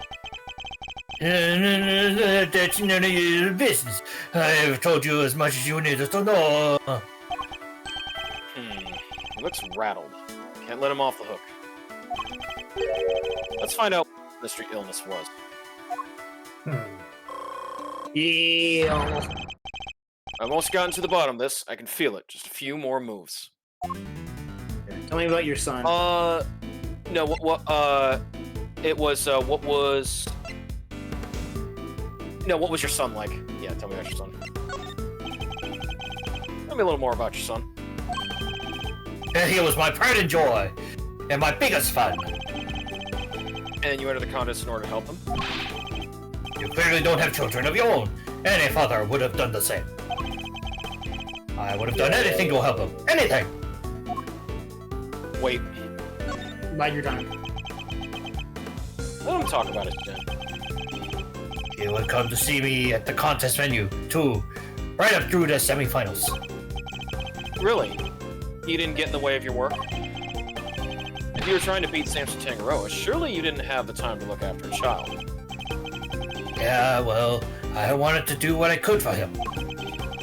He said he wanted to always be the first to try my creations. So he was sick to join you. You said your son was sick, Mr. Gusto. And yet he was able to come and join you for the contest. It wasn't that kind of illness. Nothing life-threatening anyway. Feels like it could be an important clue. Was the book necessary? Condition. Yep. Okay. So you needed the cookbook to cure your son. Yeah, nowadays you can get the medication he needed anywhere. What, Cold Killer X? But back then, that book was our only hope. Which is why I didn't care to waste my time on fancy tea parties. I had to give it my all for my own work. What about Mr. Tangaroa's work? Surely that tea break gave you the perfect opportunity to go steal a glance at it. Yeah, what makes you think I had the energy or time to care about others that he made? But you cared about Mr. Tangaroa's work. Yeah, you cared for Mr. Tangaroa's work. I think you made it abundantly clear how much interest you had in Mr. Tangaroa's work. What's more, if you were that determined to win the Ultimate Cookbook, I seriously doubt you would have passed up on a chance to take a peek at your competitors' intrigues. Yeah. I had plenty of chances throughout the contest to see and sample my rival's work, you know. but each time I did, nothing seemed to have any flavor. Must have been nerves or something. Nothing Mr. Gusto tasted had any flavor? Uh-oh. That seems like it'd be an important clue. He has a gear Limiting your here. son's condition. What was, no, let's see, what was Yeah, it's the name what of the was same last one? condition. Just tell me the name of the disease your son suffered from. You're a real stone cold customer, Mr. Prosecutor. Yeah, why wasn't it someone seriously ill? Why would you force me to tell you more? Time to employ my clue. But it wasn't life-threatening. You've already shared with me that your son's illness wasn't life-threatening. So why are you so reluctant to share any further details? It may not have been life-threatening, but that doesn't mean it hadn't been life-altering. I see that must have been very hard on both of you. Of course it was. That was why I did everything I could to find a cure. We were desperate. We couldn't have tasted anything, not even his favorite desserts. Hell, Did he have a taste Was he disorder? overweight? He's Did he have a taste fat. disorder? Did he have a Yeah. taste disorder? Yes. it No, I did do the not help Scott that Steiner. Yep. that he played Sir Mix-a-Lot a lot either. As I understand it, the Ultimate Cookbook contains the recipe for a very particular medication. One that Mr. Tanjiro used to cure himself of his own taste disorder. So he had it too? Two, you say? But your son has a taste disorder then, am I correct? Yeah. How did I let that slip? You've been asking me to believe that you needed to win the cookbook in order to cure your son. Was that really the case? Of course it was. What are you saying? I'm saying that I'm not so sure that it's true based on everything you've told me. Time to employ my clue. You were sick yourself, weren't you? Yeah. Taste disorders are difficult to live with. It isn't easy not being able to enjoy your food. You should know. After all, you just told me you'd experienced something like that during the contest. You said that nothing you sampled had any flavor. Those were your words, correct? It would seem to suggest that you were suffering from a taste disorder. Yeah. Mixture without a sense of taste, not exactly ideal. Are you sure it wasn't actually your own condition you were seeking a cure for, Mr. Gusto?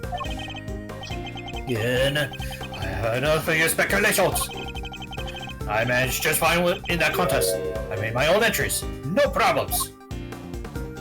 But weren't you working with Mr. Mr. Frost. Frost?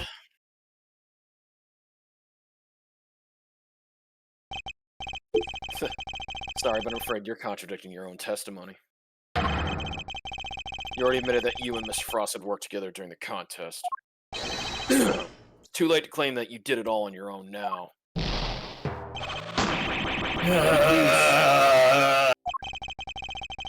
You would have us believe that you are a man of principle, a dedicated student of the confectioner's art. Yet you abandon those principles and conspire with Mr. Frost to rig the contest. Also, you could cure your own taste disorder. You got me, Mr. Prosecutor. As you say, my sense of taste was shoddy. My son's was fine. I kept it hidden for so long. 18 years, and nobody knew. Sadly, you can lie to others, but you can't lie to me.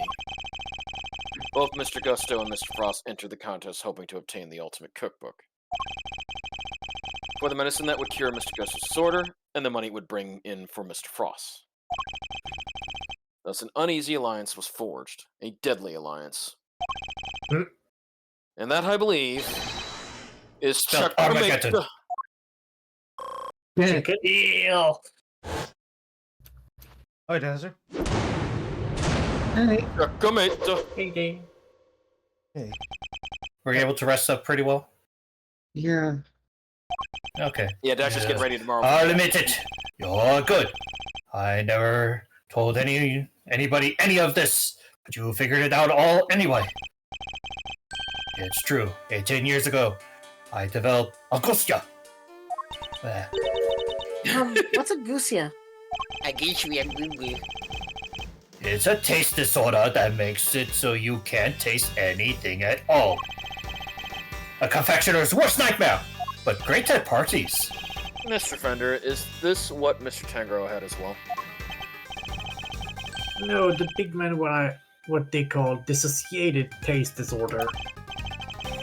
Basically, something you could just taste just fine, while other had no flavor at all. In this case, he could not taste salt, so he suffered too. Can't have been easier. Yeah, no umami for him. Not when there wasn't a way to cure it on the market. Which is why Man, you I- needed Mr. Tangaroa's cookbook. Now kind of reminded of a fun little thing I learned from one of my dad's old friends. You admit now that that this was the real reason you entered the contest? It was only one of the reasons. I wasn't lying when I said I wanted the title. When I put my mind to something, it gets done. And I wouldn't lose to anybody. I may not have been able to taste it then, but I still knew my stuff was good enough to win. Oh, so you went into the final thinking you stood a good chance of winning. Huh, of course. What was it that Thunder said about what Mr. Tangaroa thought of Mr. Gusto's creations? Sir Carl? Mr. Gusto's creations were a perfect balance of flavor and design, at least up to the semi-final. But disappointingly, his entry for the final was subpar on both counts. We were told that your entry for the final was far from the prize-winning taste sensation you described. What happened, Mr. Gusto? What happened? What went wrong that day? Fine. Oh, what to be the talk? All the talk. But you're not going to like what I have to say. Here we go, baby. My entry for the final. Frost and I were working together right up through the semi-final. I handled the flavor, he did the designing. But I wanted to face Tangaroa in the final on my own. No help, just me and my skills. So I helped Frost with his entry, but mine, I did alone. I didn't taste good. If it didn't taste good in the final, that's on me. What can I say? I lacked the training. Press him on that. About the flavor. And that's all there is to it. Happy now?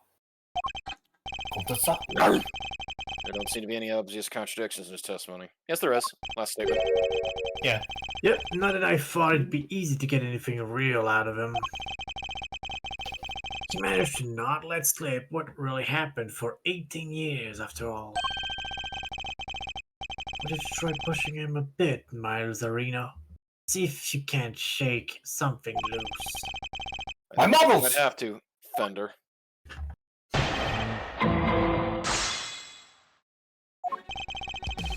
Last one, Vass. Press him on the fourth statement. Yeah, I Yep. will. Cool. Because everything he's just saying is the truth right now. There you go. And yet I heard that your creations prior to the final were scored highly for their flavor. So what went wrong? Was there some kind of cooking accident on that day? No, nothing like that. It was, I told you, I had a taste disorder. My sense of taste failed me. It was simple as that. So Mr. I'll Frost be right back. Give me a moment. complimented on its flavor. Your sense of taste hadn't failed you then. Did something happen overnight?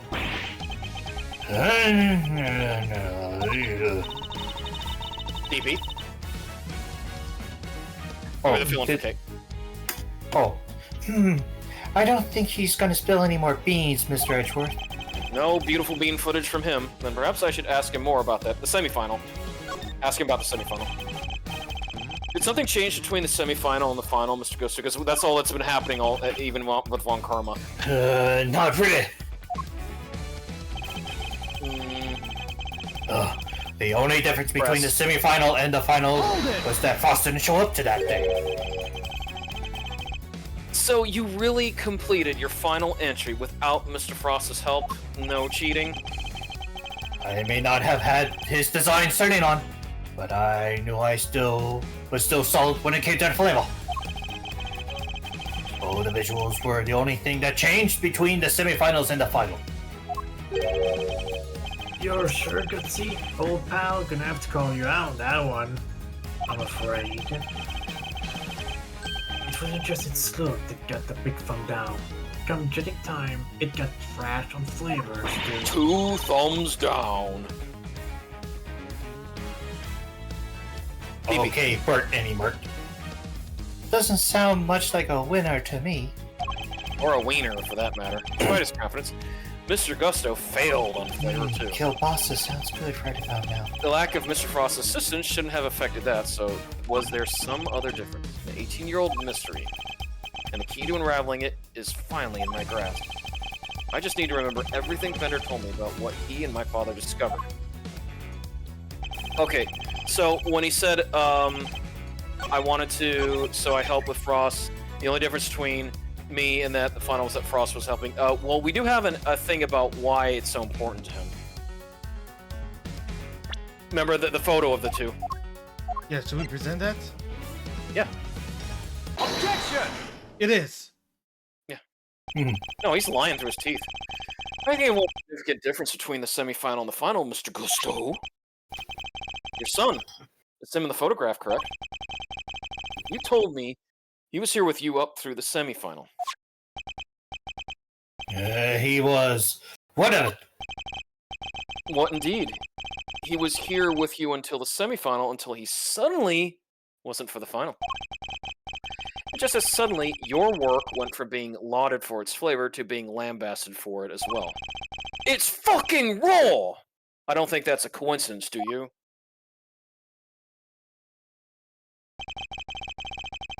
He wasn't just spending quality time with his father. He was playing a much more pivotal role than that. I just wanted to see my hard work.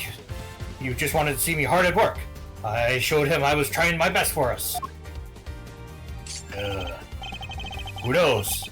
Maybe it was him being there that helped me do so well. Okay, no line for me. He talks a good game, but letting him out, this guy screams "Super Dad" to me.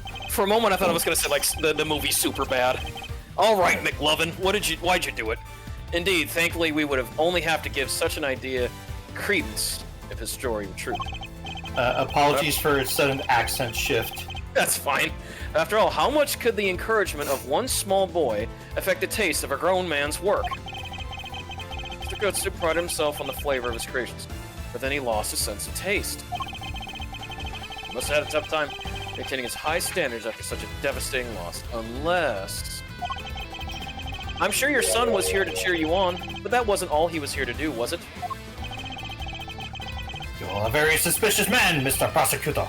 But why not try answering yourself for a change? Was in elementary school doing... Tasting desserts. Yeah.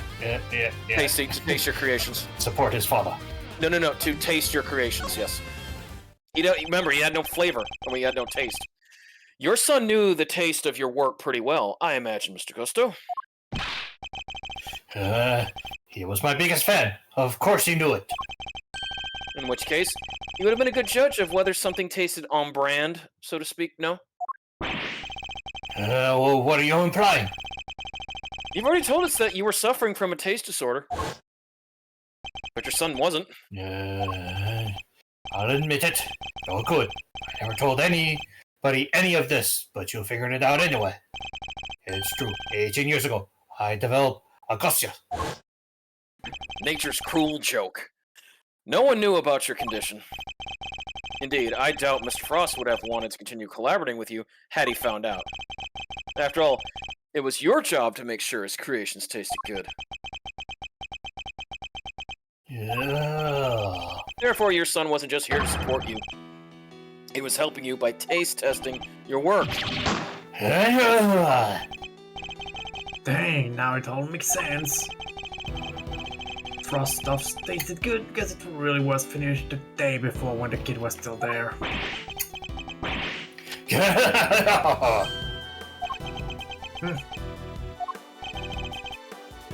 have a vivid imagination, Mr. Prosecutor.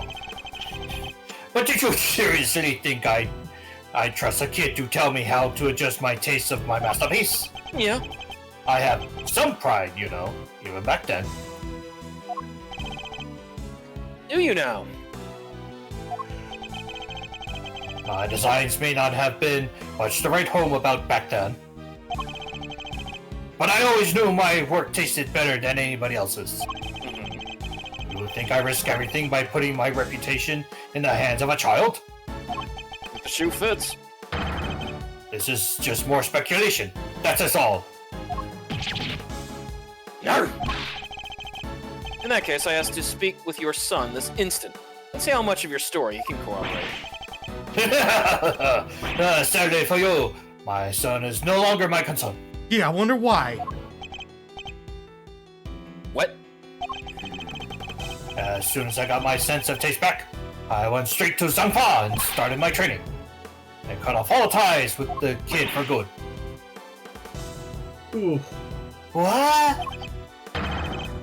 You abandoned your own child. He was old enough to work. Half of it.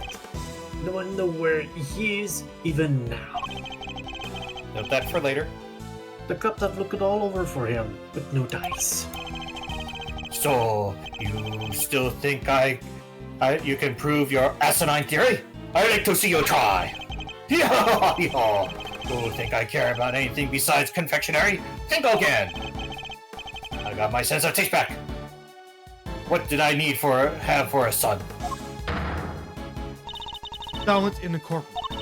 Mr. Constantine was as the main justice demanding on his part. Gods of justice cannot judge him for that. Therefore, Mr. Edward, it's time for you to admit defeat. Yeah, give it up. 18 years is a long time for anything to surface now. Proof or otherwise.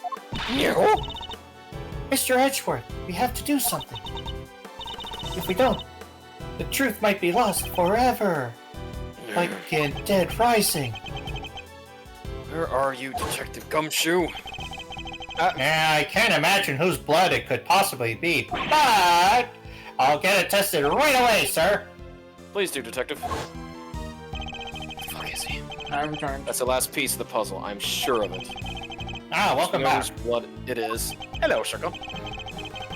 Hey man, sorry to cut in your mind palace time. I was wondering something myself. Our friend Gusto didn't come here just to check up on the body, did he? You mean because he tried to open the case? Exactamundo. Think we have anything that might explain why he tried to do that? We might, if Detective Gumshoe can make it back in time with a certain piece of evidence. It's quite enough idle chit-chat. The bet's now to you. Mr. Edgeworth, sir! Sorry to keep you waiting! Boom! Runs past Gavel. Speak of the devil. Bum rushes Gavel.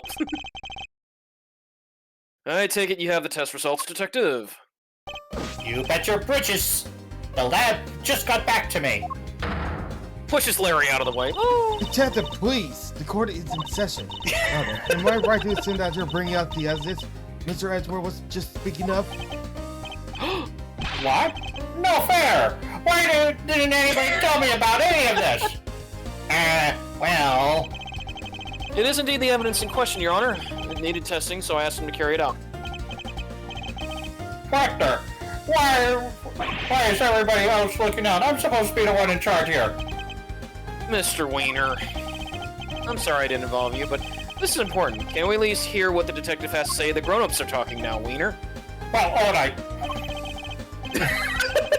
So, Detective Gumshoe, what did the tests have to tell us? You're not gonna believe this, but... The owner of the blood we found in the liquid is the bottom of the Gemini case is... Carmelo Gusto, the victim of the poison gas attack. What are you talking about? Thank you, Detective. You've been very helpful. I don't know when VaStar is gonna advance the text. Well, it looks like my suspicions were correct. And then Edgeworth sticks out his tongue and goes, "Ay, ay, ay, ay." Mr. Edgeworth? Yes, what do you mean? Explain yourself. What is the difference of this blood to this case? It's only the very thing the perpetrator of the IS-7 incident has been trying to hide all these years. The fact that your blood was found inside the Gemini case, Mr. Gusto, is as good as us finding your blood lying right next to Mr. Frost's body.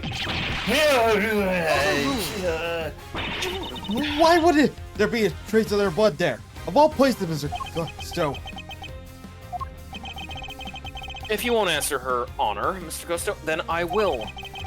There wasn't just blood in the liquid from the Gemini case. There were traces of salt and sugar, too. There were? And if you remember, one particular part of Mr. Frost's work was allegedly very salty indeed. Oh yeah.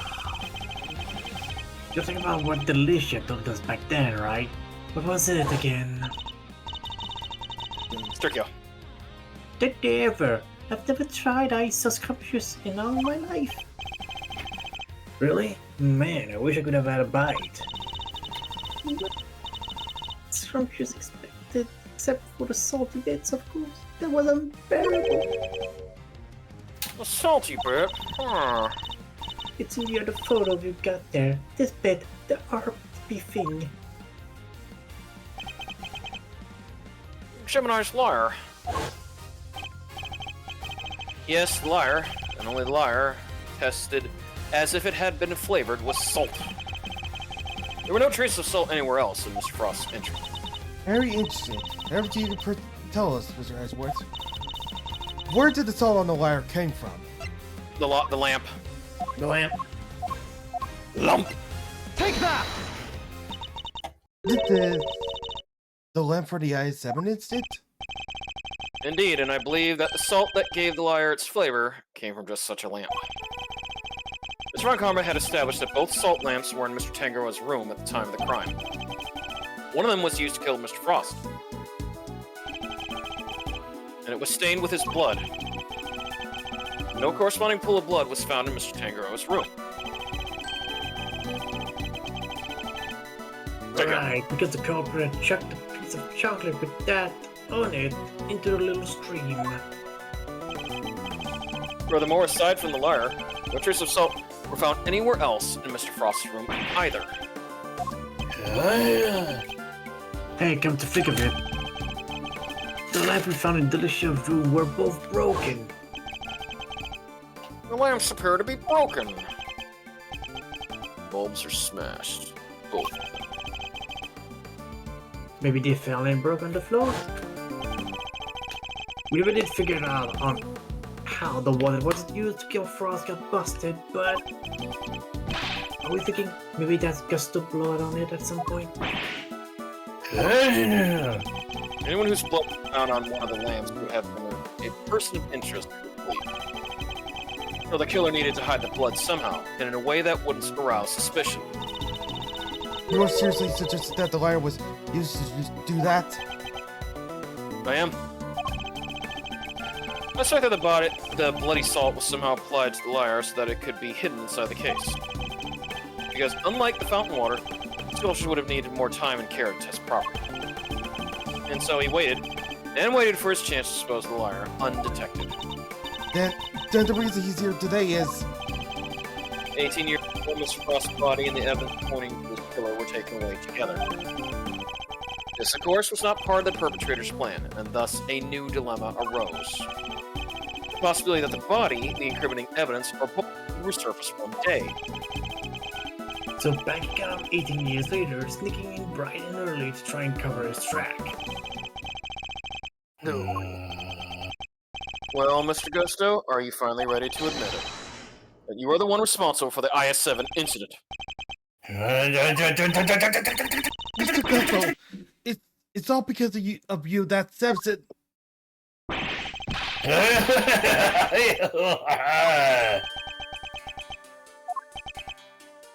Gusto. So I finally got caught, huh? After all these years. Nobody came close back then. Not even that big shot prosecutor or that attorney. That's impressive work, Mr. Prosecutor. I have to hand it to you. Oh, I know what shit he's pulling. You admit it then that you murdered Artie Frost, statute of limitations. Fucker. Yeah! Sure I did. I did. I killed him. I killed him good. But he only had himself to blame. What do you mean by that, Betty? Victim blamer much? He agreed to help me. We were supposed to help each other so that one of us could win.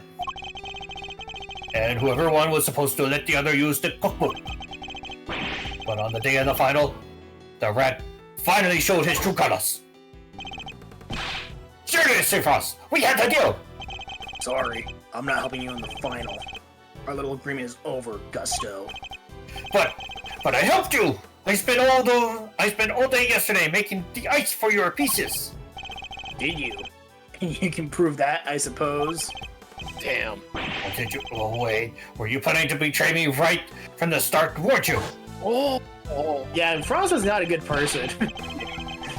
After Frost they're both- cost me, I had to make my piece for the final by myself. They're both conniving kung fu villains.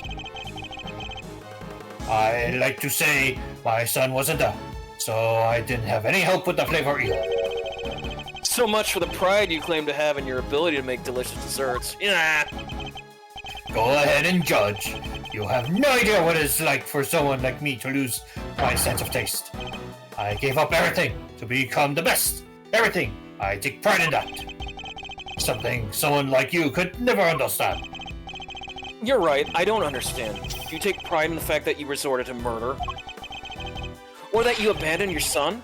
Or would I want to understand someone who could do such things?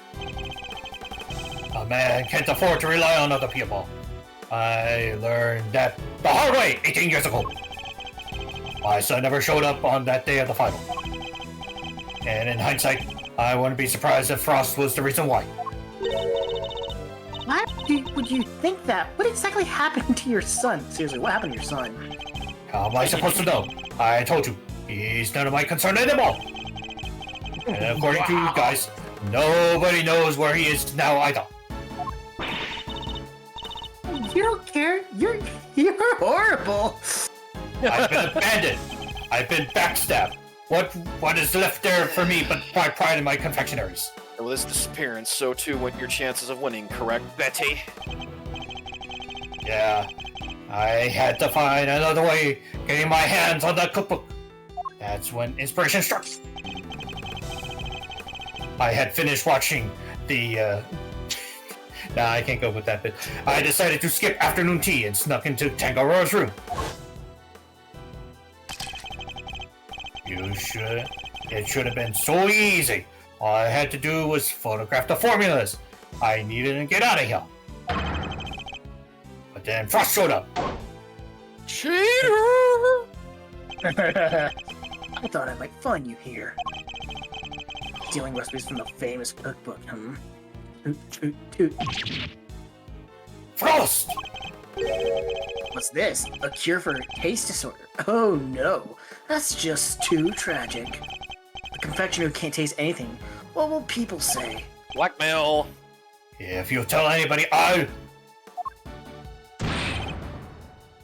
Hey!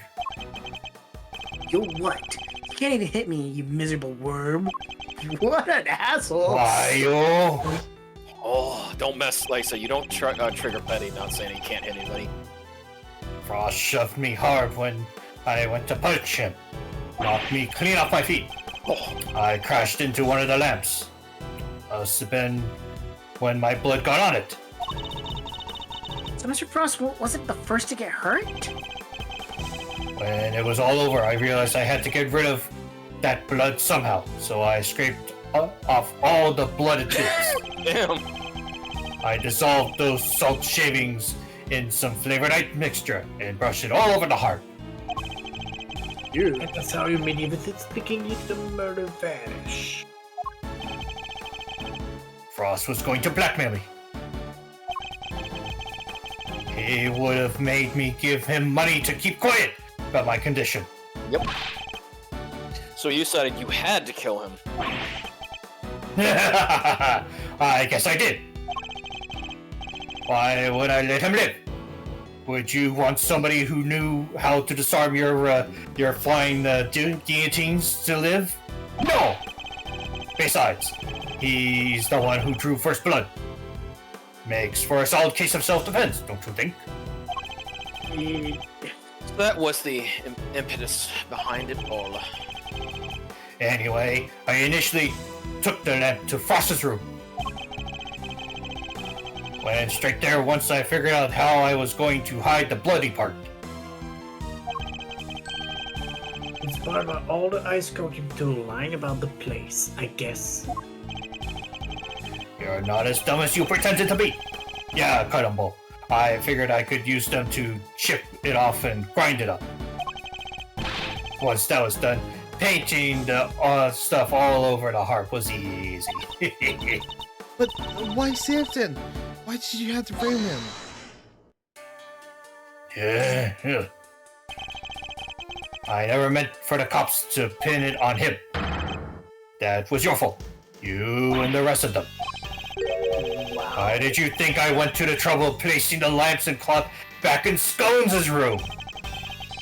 There's only one reason to plant the murder weapon in the room for another contestant, and that's to cast suspicion on that person. What? You tried to frame me? Get your pants? Yeah. But why? Why put hold of me? To be perfectly honest, they were all your items, so I figured. I respected Tangaroa. I never wanted to have him take the fault. But you were a fraud. Your work wasn't even real. You had no respect for our craft at all. You deserve to be punished for what you did. How, Gusty? How could you? You had to refrain from eating Tangaroa's work. Frosty's body wouldn't have been found. My plan was to wait until Tangaroa was judging your room. That's when I sneak the corpse into Frost's room and freeze it.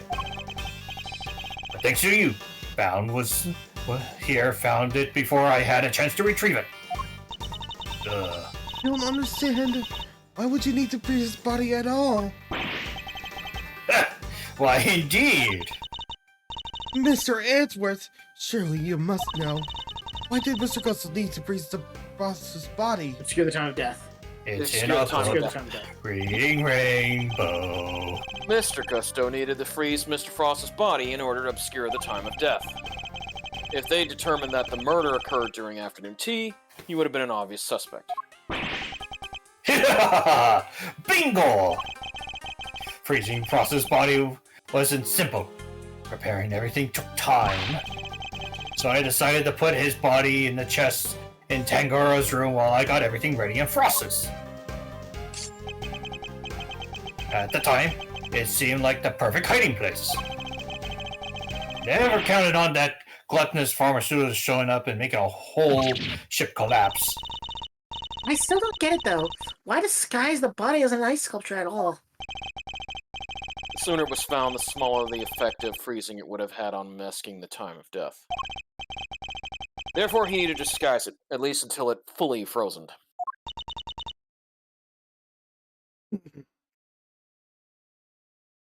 Oh, excuse me. Forgive us? Yeah, I'm okay. Oh, awful. Using Mr. Frost's own work to help you cover up the truth behind his murder? Ironically, Tangaroa would have been just fine if the body hadn't been found before it got out of his room. If only things had gone to plan. Ah, well, mice and men and all that. It wouldn't have been arrested, let alone convicted. You mean it was my fault? Everything happened at Samson? Was all because I found the body? Don't let them get inside your head, Judy's. None of this is your fault. If it wasn't Sanson, it would have been Delicia instead. She would have been the one they arrested. Either way, there's only one person to blame here, and that's Gutso. It didn't help that the initial detective was so bad at his job, either. He never even told the prosecutor that the body had vanished. So then Mr. Von Karma had unwillingly placed Mr. Tangoa under arrest in the absence of a body. I mean, I guess it would explain why he was so keen to wrap things up. Still, you'd think he'd notice something as big as that if he had taken a look at a few reports, right? Not if someone had been deliberately distorting the facts of the case, though.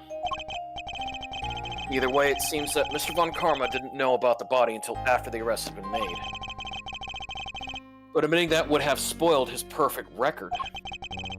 So he kept it to himself and proceeded to prosecute Mr. Tangoa regardless. Can this really be true? You don't feel bad at all. Somebody spent 18 fucking years in prison because of you. Sticks and stones, girlie. Sticks and stones. What a jerk! I'll arrest you right now, pal. With extreme precedence. Can't. I'm afraid I can't allow you to do that, detective. Huh? So you noticed it, huh? Glad somebody did. The judge is right. You can't lay a finger on me. Not even a butterfinger. What? Why? You just confessed to murder. No idea, huh? Then I guess I better lay it out for you. It's the book, isn't it? It's a statute of limitations. I killed Frost 18 years ago. 18 years ago. Statute of limitations for a murder in this country is 15 years. You do the math. You can't arrest me. You think I have confessed otherwise? What an asshole! That's right, the statute of limitations is only 15 years. Is this really the end of the line, Mr. Edgeworth? Well, there's a little something he forgot. Once statute is expired, he can't be charged. So... But... What about my family? How unfortunate, Mr. Edgeworth. I'm afraid that both Mr. Custovich and your deductions will have to be struck from the record. That Mr. Taker Commission will place. But Wow. we've finally proven that the police never had Mr. Frost's body in their possession. If we can't arrest Mr. Gusto, surely Mr. Tangoa has grounds for a retrial on that basis. Does he? I wouldn't be so sure. I'm afraid to God his judgments are somewhat hard to overturn than you might imagine. So the committee means for the verdict from 18 years ago to stand no matter what. Bad luck, Mr. Prosecutor. Can you see why this is my favorite chapter? There must be Likewise. something to bring down Mr. Gusto down. Why you arrest me? Go to the... I killed Mr. Frost 18 years ago. Nothing's on there. The statute of limitations for murder. Press. Hold it! No, we have the... No, because he was in another country. Depending on your actions over the last 18 years, the statute may not have expired yet. Yes, because he was in Zhengfa. This ought to be good. Alright, I got nothing to hide. If there's anything you want to ask it. Take what you need. Very well. Tell us where you've been and what you've been doing since the incident. Sure. Not long after the contest, I was able to cure my taste disorder thanks to the formula from the book. Man, instant cameras are amazing. And not long after that, I went to Zhengfa to really buckle down and hone my craft. That explains a lot. We tried to contact you after the fact, but I guess you were long gone by then, huh? Yeah, could be. I left.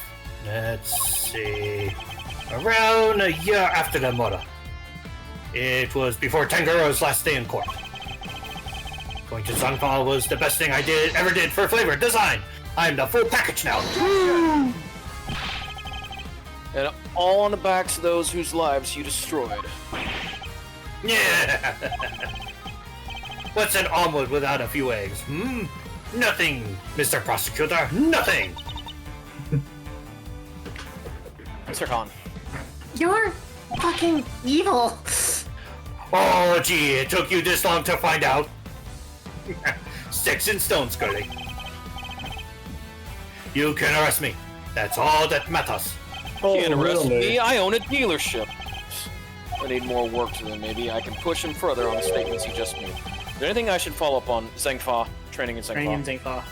Yes. I'd like you to tell us more about your training in Zhengfa, if you wouldn't mind. Fine. I later went to Zhangfa to train, and I finally became the Present. best in the world. Present. Present the statute of limitations. Statute of limitations. Fucker. Exactly. Yeah, because Statue is suspended. Should suspect flee to foreign country. I'm just picturing him smearing the fucking book at his face. Statute of limitations for murder is subject to the following condition. The statute is suspended should the suspect flee to a foreign country. Which means that the time you spent abroad doesn't count toward the total time under the statute. No way. So it's like someone hit pause while he was in St. Fa? it appears that there may be time left on the clock yet. That would depend on how long you stayed in St. Fa, Mr. Gusto. It was 3 years exactly. 3 years? Hold on.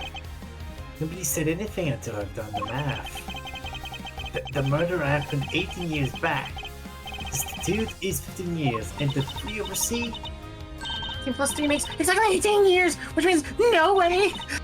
Mr. Edgeworth, you did it! The statute hasn't expired after all!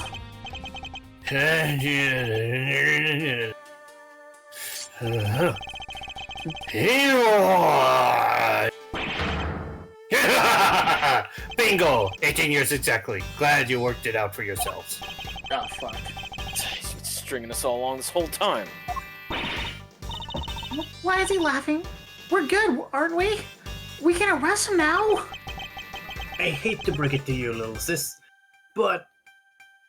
Yeah. IS-7 went down at the end of December. It's April now, which means... Strictly speaking, it's been 18 years and 4 months since Frost murder. Fuck. If gets to say, in Zangfar really lasted 3 years on the nose, it's not enough. We're only a few months short. Damn it! Missed it by a couple of months. Enough, but... What did I tell you? You can't touch me. Da da da da da da da.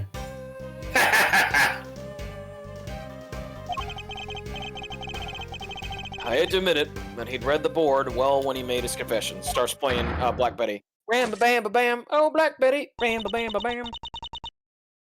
How unfortunate, Mr. Edgeworth. If only Statue had been suspended for another year. No. Those who would overturn the goddess of justice must be willing to pay the price should they fail. And you, Mr. Edgeworth, have failed. No. Oh. There must be something I can do. I knew it. Well, the wall can't bring Mr. Gusto to justice, then. Judy, what are you thinking? Objection! There's no need to go adding to your rap sheet just yet. We're not done here. Far from it, because there's still a way we can nail him. There is? Alright, Mouserino. Pep talk. I need you to think back over everything we know about the case. Gusto overlooked one critical thing that you yourself were led to believe wrongly about. Which is? He wasn't there for Samson's last trial, right? Bet I can tell, he doesn't seem to know what the final verdict that came down that day is. Which means there's still one way left to us. Crack open your stick up for dummies there and take another look. 17 years ago, they really did a number on Samson and framed him like a pretty picture. But if we make good use of that verdict now, we can make Gusto pay full for what he's done. Fender, are you... Those who would overturn the goddess' judgment must be willing to pay the price should they fail. Samson's my client, Miles, and I can't bring myself to use the source of his pain as a weapon in this fight. So whether we play our last card or not, it's gonna have to be up to you.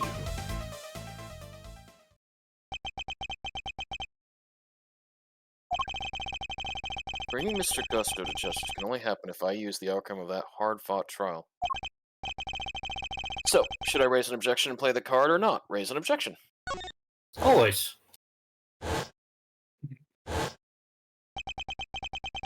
My father and Mr. Von Karma One sought to reveal the truth, the other to hide it. I know which path I choose to follow, the one that seeks to reveal the truth. The court has reached its final verdict. The record will say that Mr. Gusto has been found not guilty of the Objection! offense. Nope. No, Your Honor, Mr. Carmelo Gusto is absolutely guilty. And I refuse to let him walk away. His crimes are too unspeakable to go unpunished. Do you mean to suggest that you have grounds upon to what you call for his arrest? I do. Now to show Judge Cavell something that proves the statute of limitation hasn't yet expired, IS-7. Right, the IS evidence. Yeah. Take that! Yeah. You never knew the outcome. Very well. Is there particular case of the IS-7 you want to... Suspect data.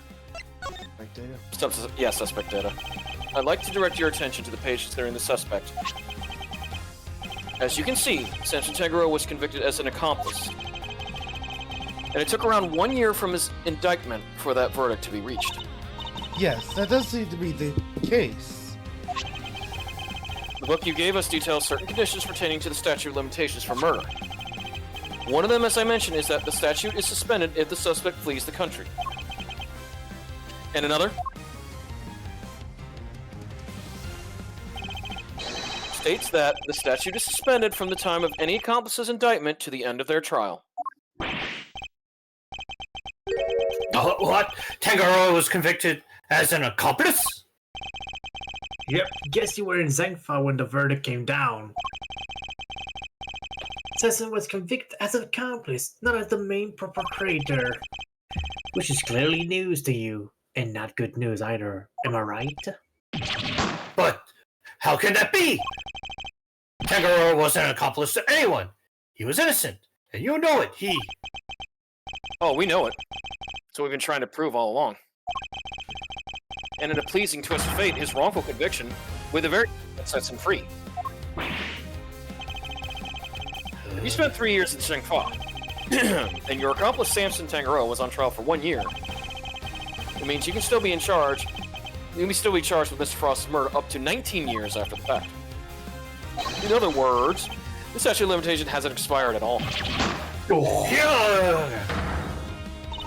Goddess was involved, but that of her certainly it appears is not.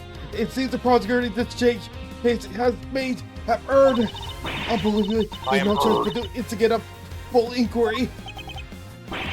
No, how can this be? It was supposed to be.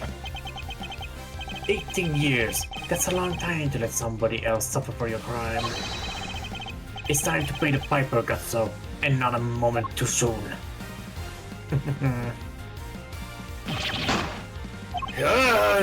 But I'm finally the greatest. My brilliance has been recognized. I gave up everything for this. Everything! Even my son! More's the pity. You can't run from the law forever, because the bills come due at last. Give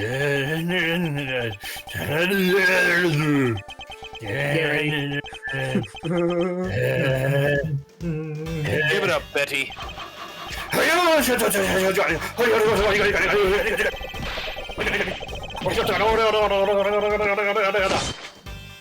What are they? Sliced.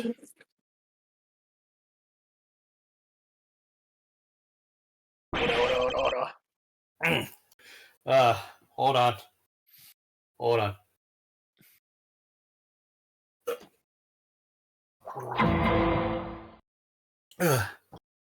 Mr. Cutso, it's all set up for his trip downtown, sir. Oh, good. Which means it's your turn next, right? I suppose so. Oh, poor thing. Judy. I'm so sorry, everybody. I caused you all so much trouble. But thank you. Thank you so much for bringing Mr. Gusto to justice at the last. I'm afraid there's no escaping the consequence of your actions, Miss Bound. But those actions were born of the legal mistakes that were made all those years ago. We all know that. So allow me to apologize in return, on behalf of the prosecution. No. I have no one to blame but myself for it all. Starting with those sculptures. Okay. Winner. Oh, hold on a moment. What? What, set the game up? Yeah, just a second. For old time's sake.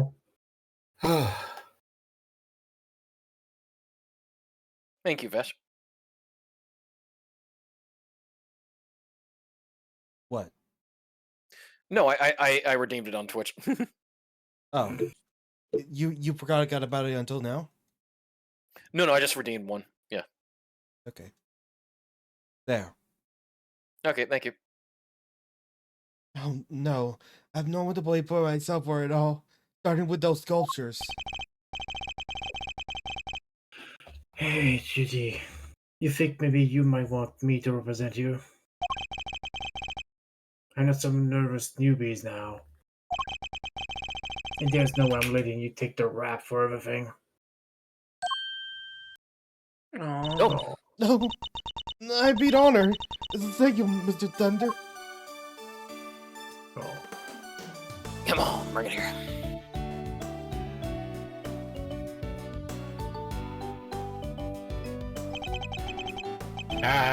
Sorry, ma'am, but you're gonna come with me for now. No, of course.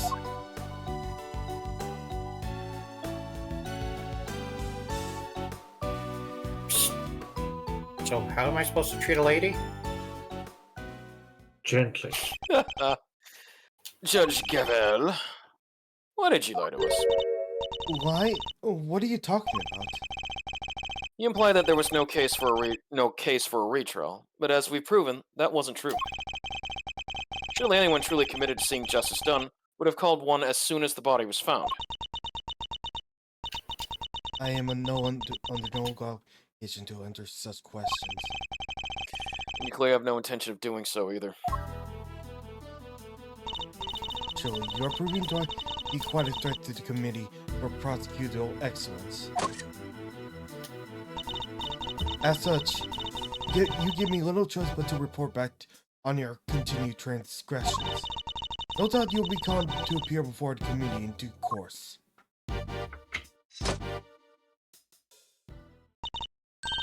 Now, I must be on my way. Sure, I'll be happy to report to the Hand of God about my transgressions. Do I see Celine Solux first? And Hell, what Cyberpunk Thriller. What the heck? After you caught the real killer and everything. Isn't that what prosecutors are supposed to do? Regardless of how it may all play out, I will never regret what we accomplished here today. Mr. Edgeworth. Hey, Mr. Edgeworth. Yes, Wiener? Why did you stick your nose in this case anyway? You weren't even on the job. My job is to bring the truth to light, Mr. Wiener. Not only as a prosecutor, but as a person. I don't get it. And that's why you will not be promoted at Weenie Hut Jr. I won't expect you to understand, not as long as you believe that closing a case makes you a wiener. That's going way over my head. I'm going home. Screw you guys, I'm going home. What was that all about? Just putting Cartman in his place. No, He you'll still find has out a next chapter.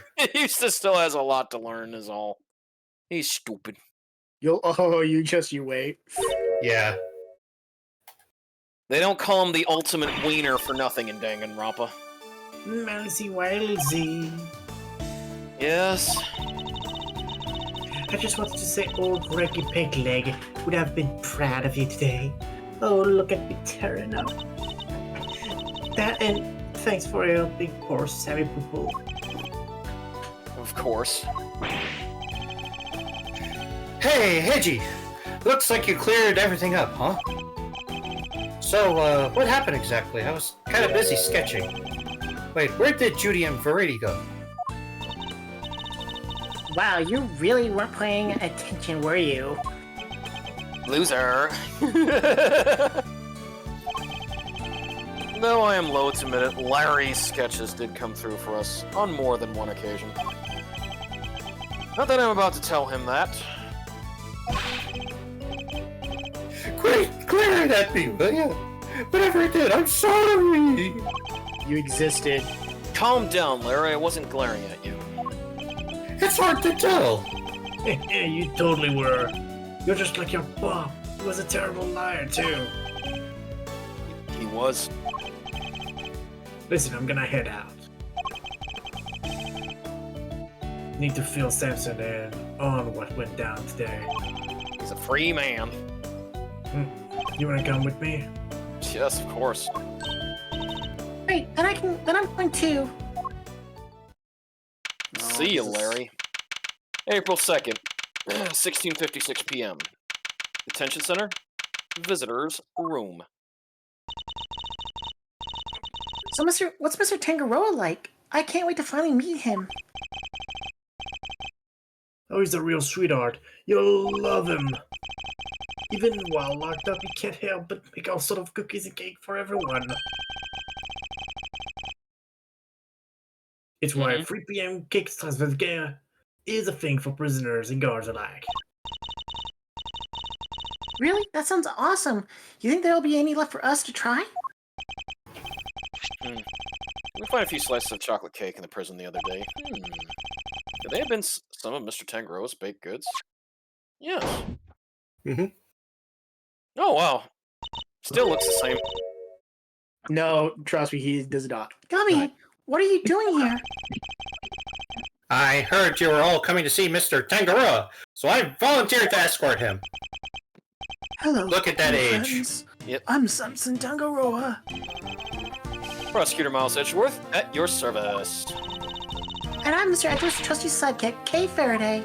Much better than that gumshoe. Hey, I'm right here. It's very nice to meet you both. Miles here is Gregory's son. Is that so? Oh, Dasher had to go.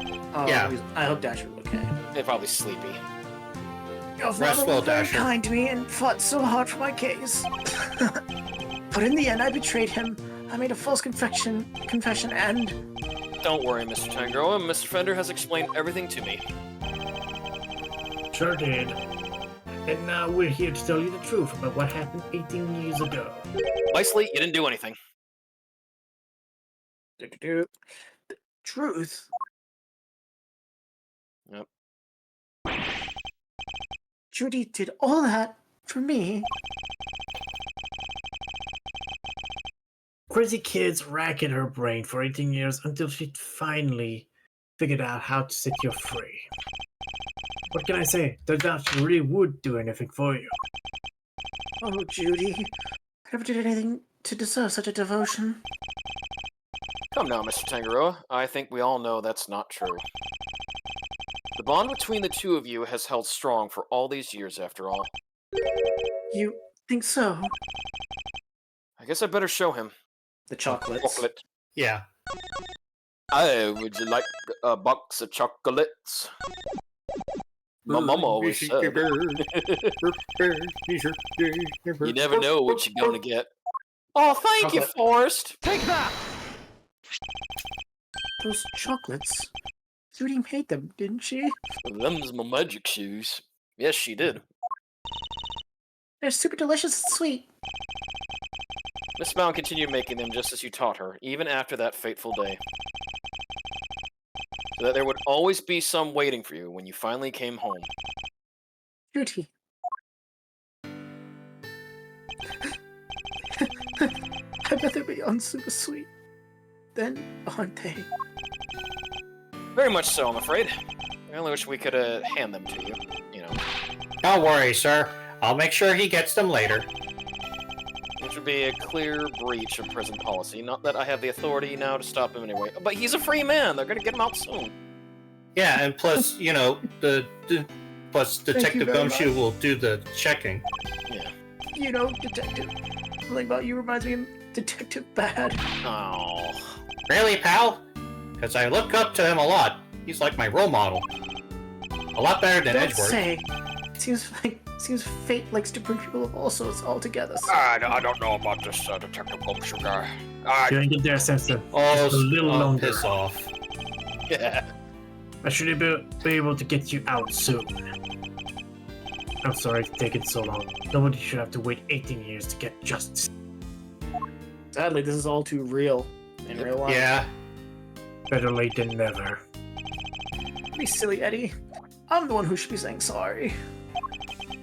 Or rather, thank you.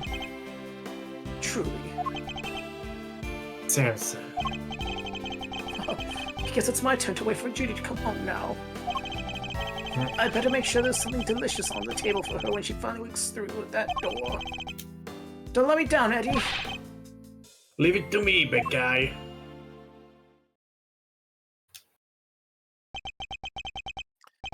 The IS-7 incident. It's been 18 long years. This case we'd inherited from my father is finally coming to a close. That was... Oh, that's sad and beautiful. Yeah. Hey, Miles. Thanks for today. And sorry for forcing you to make the final call like that. Not at all. I simply made the call that felt right to me. Well, what are you guys talking about? You know how Samson was wrongfully convicted? We had to pretend he wasn't in order to nail Gusto. But to use his false conviction against him, even to save him. As his lawyer, I just couldn't bring myself to do it. Well, I can see that. But now that Gusto's behind bar, I can finally start to get that wrongful conviction overturned. Yes, and I am sure you will. Wait a minute, does this mean that even if you were only doing what's right, if the false conviction had been overturned before today, Mr. Gusto would have gotten away scot-free? Yep. It was we folk in the trade like to call a legal contradiction. The law is far from perfect. These are things like legal contradictions, right? Yeah, but you never know. Things might change. The law's always evolving, just like us human. Your Uncle Eddie's and Miles Areno included, am I right? Potential for growth and change. In people and the law, huh? So, Miles, are you going to keep fighting crime as a prosecutor, or help people as the attorney? Something telling you you've got a big decision ahead of you. Only one you can answer. I know. One you. Well, let's just say I won't complain if you show up at the office one day. And on that note, it's time for me to skidadoodle. I owe you big time, and I always repay my debt. But for now, thanks again for today. I mean it. Dude, Fender is a G. Very. Yep. Seem kind of in a hurry to get out of here, do you? He did. And honestly speaking, I'm the one who owes him a debt of gratitude. After all, he gave me the chance to reckon with my father's final case. When I was a boy, all I ever dreamed of was becoming an attorney like my father. But then, during my time with Mr. Von Karma, I learned the way of the prosecutor instead. Eventually, with the help of some good friends, I found my own voice and a new way to live. Gee, I wonder who he's talking about. But now my career as a prosecutor is at risk of being taken away from me. Maybe time to take another long, hard look at how I want to live my life, whether I like it or not.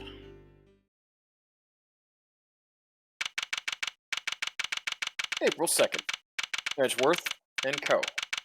Law offices. Hey, Gregory. Sorry for reporting in so late.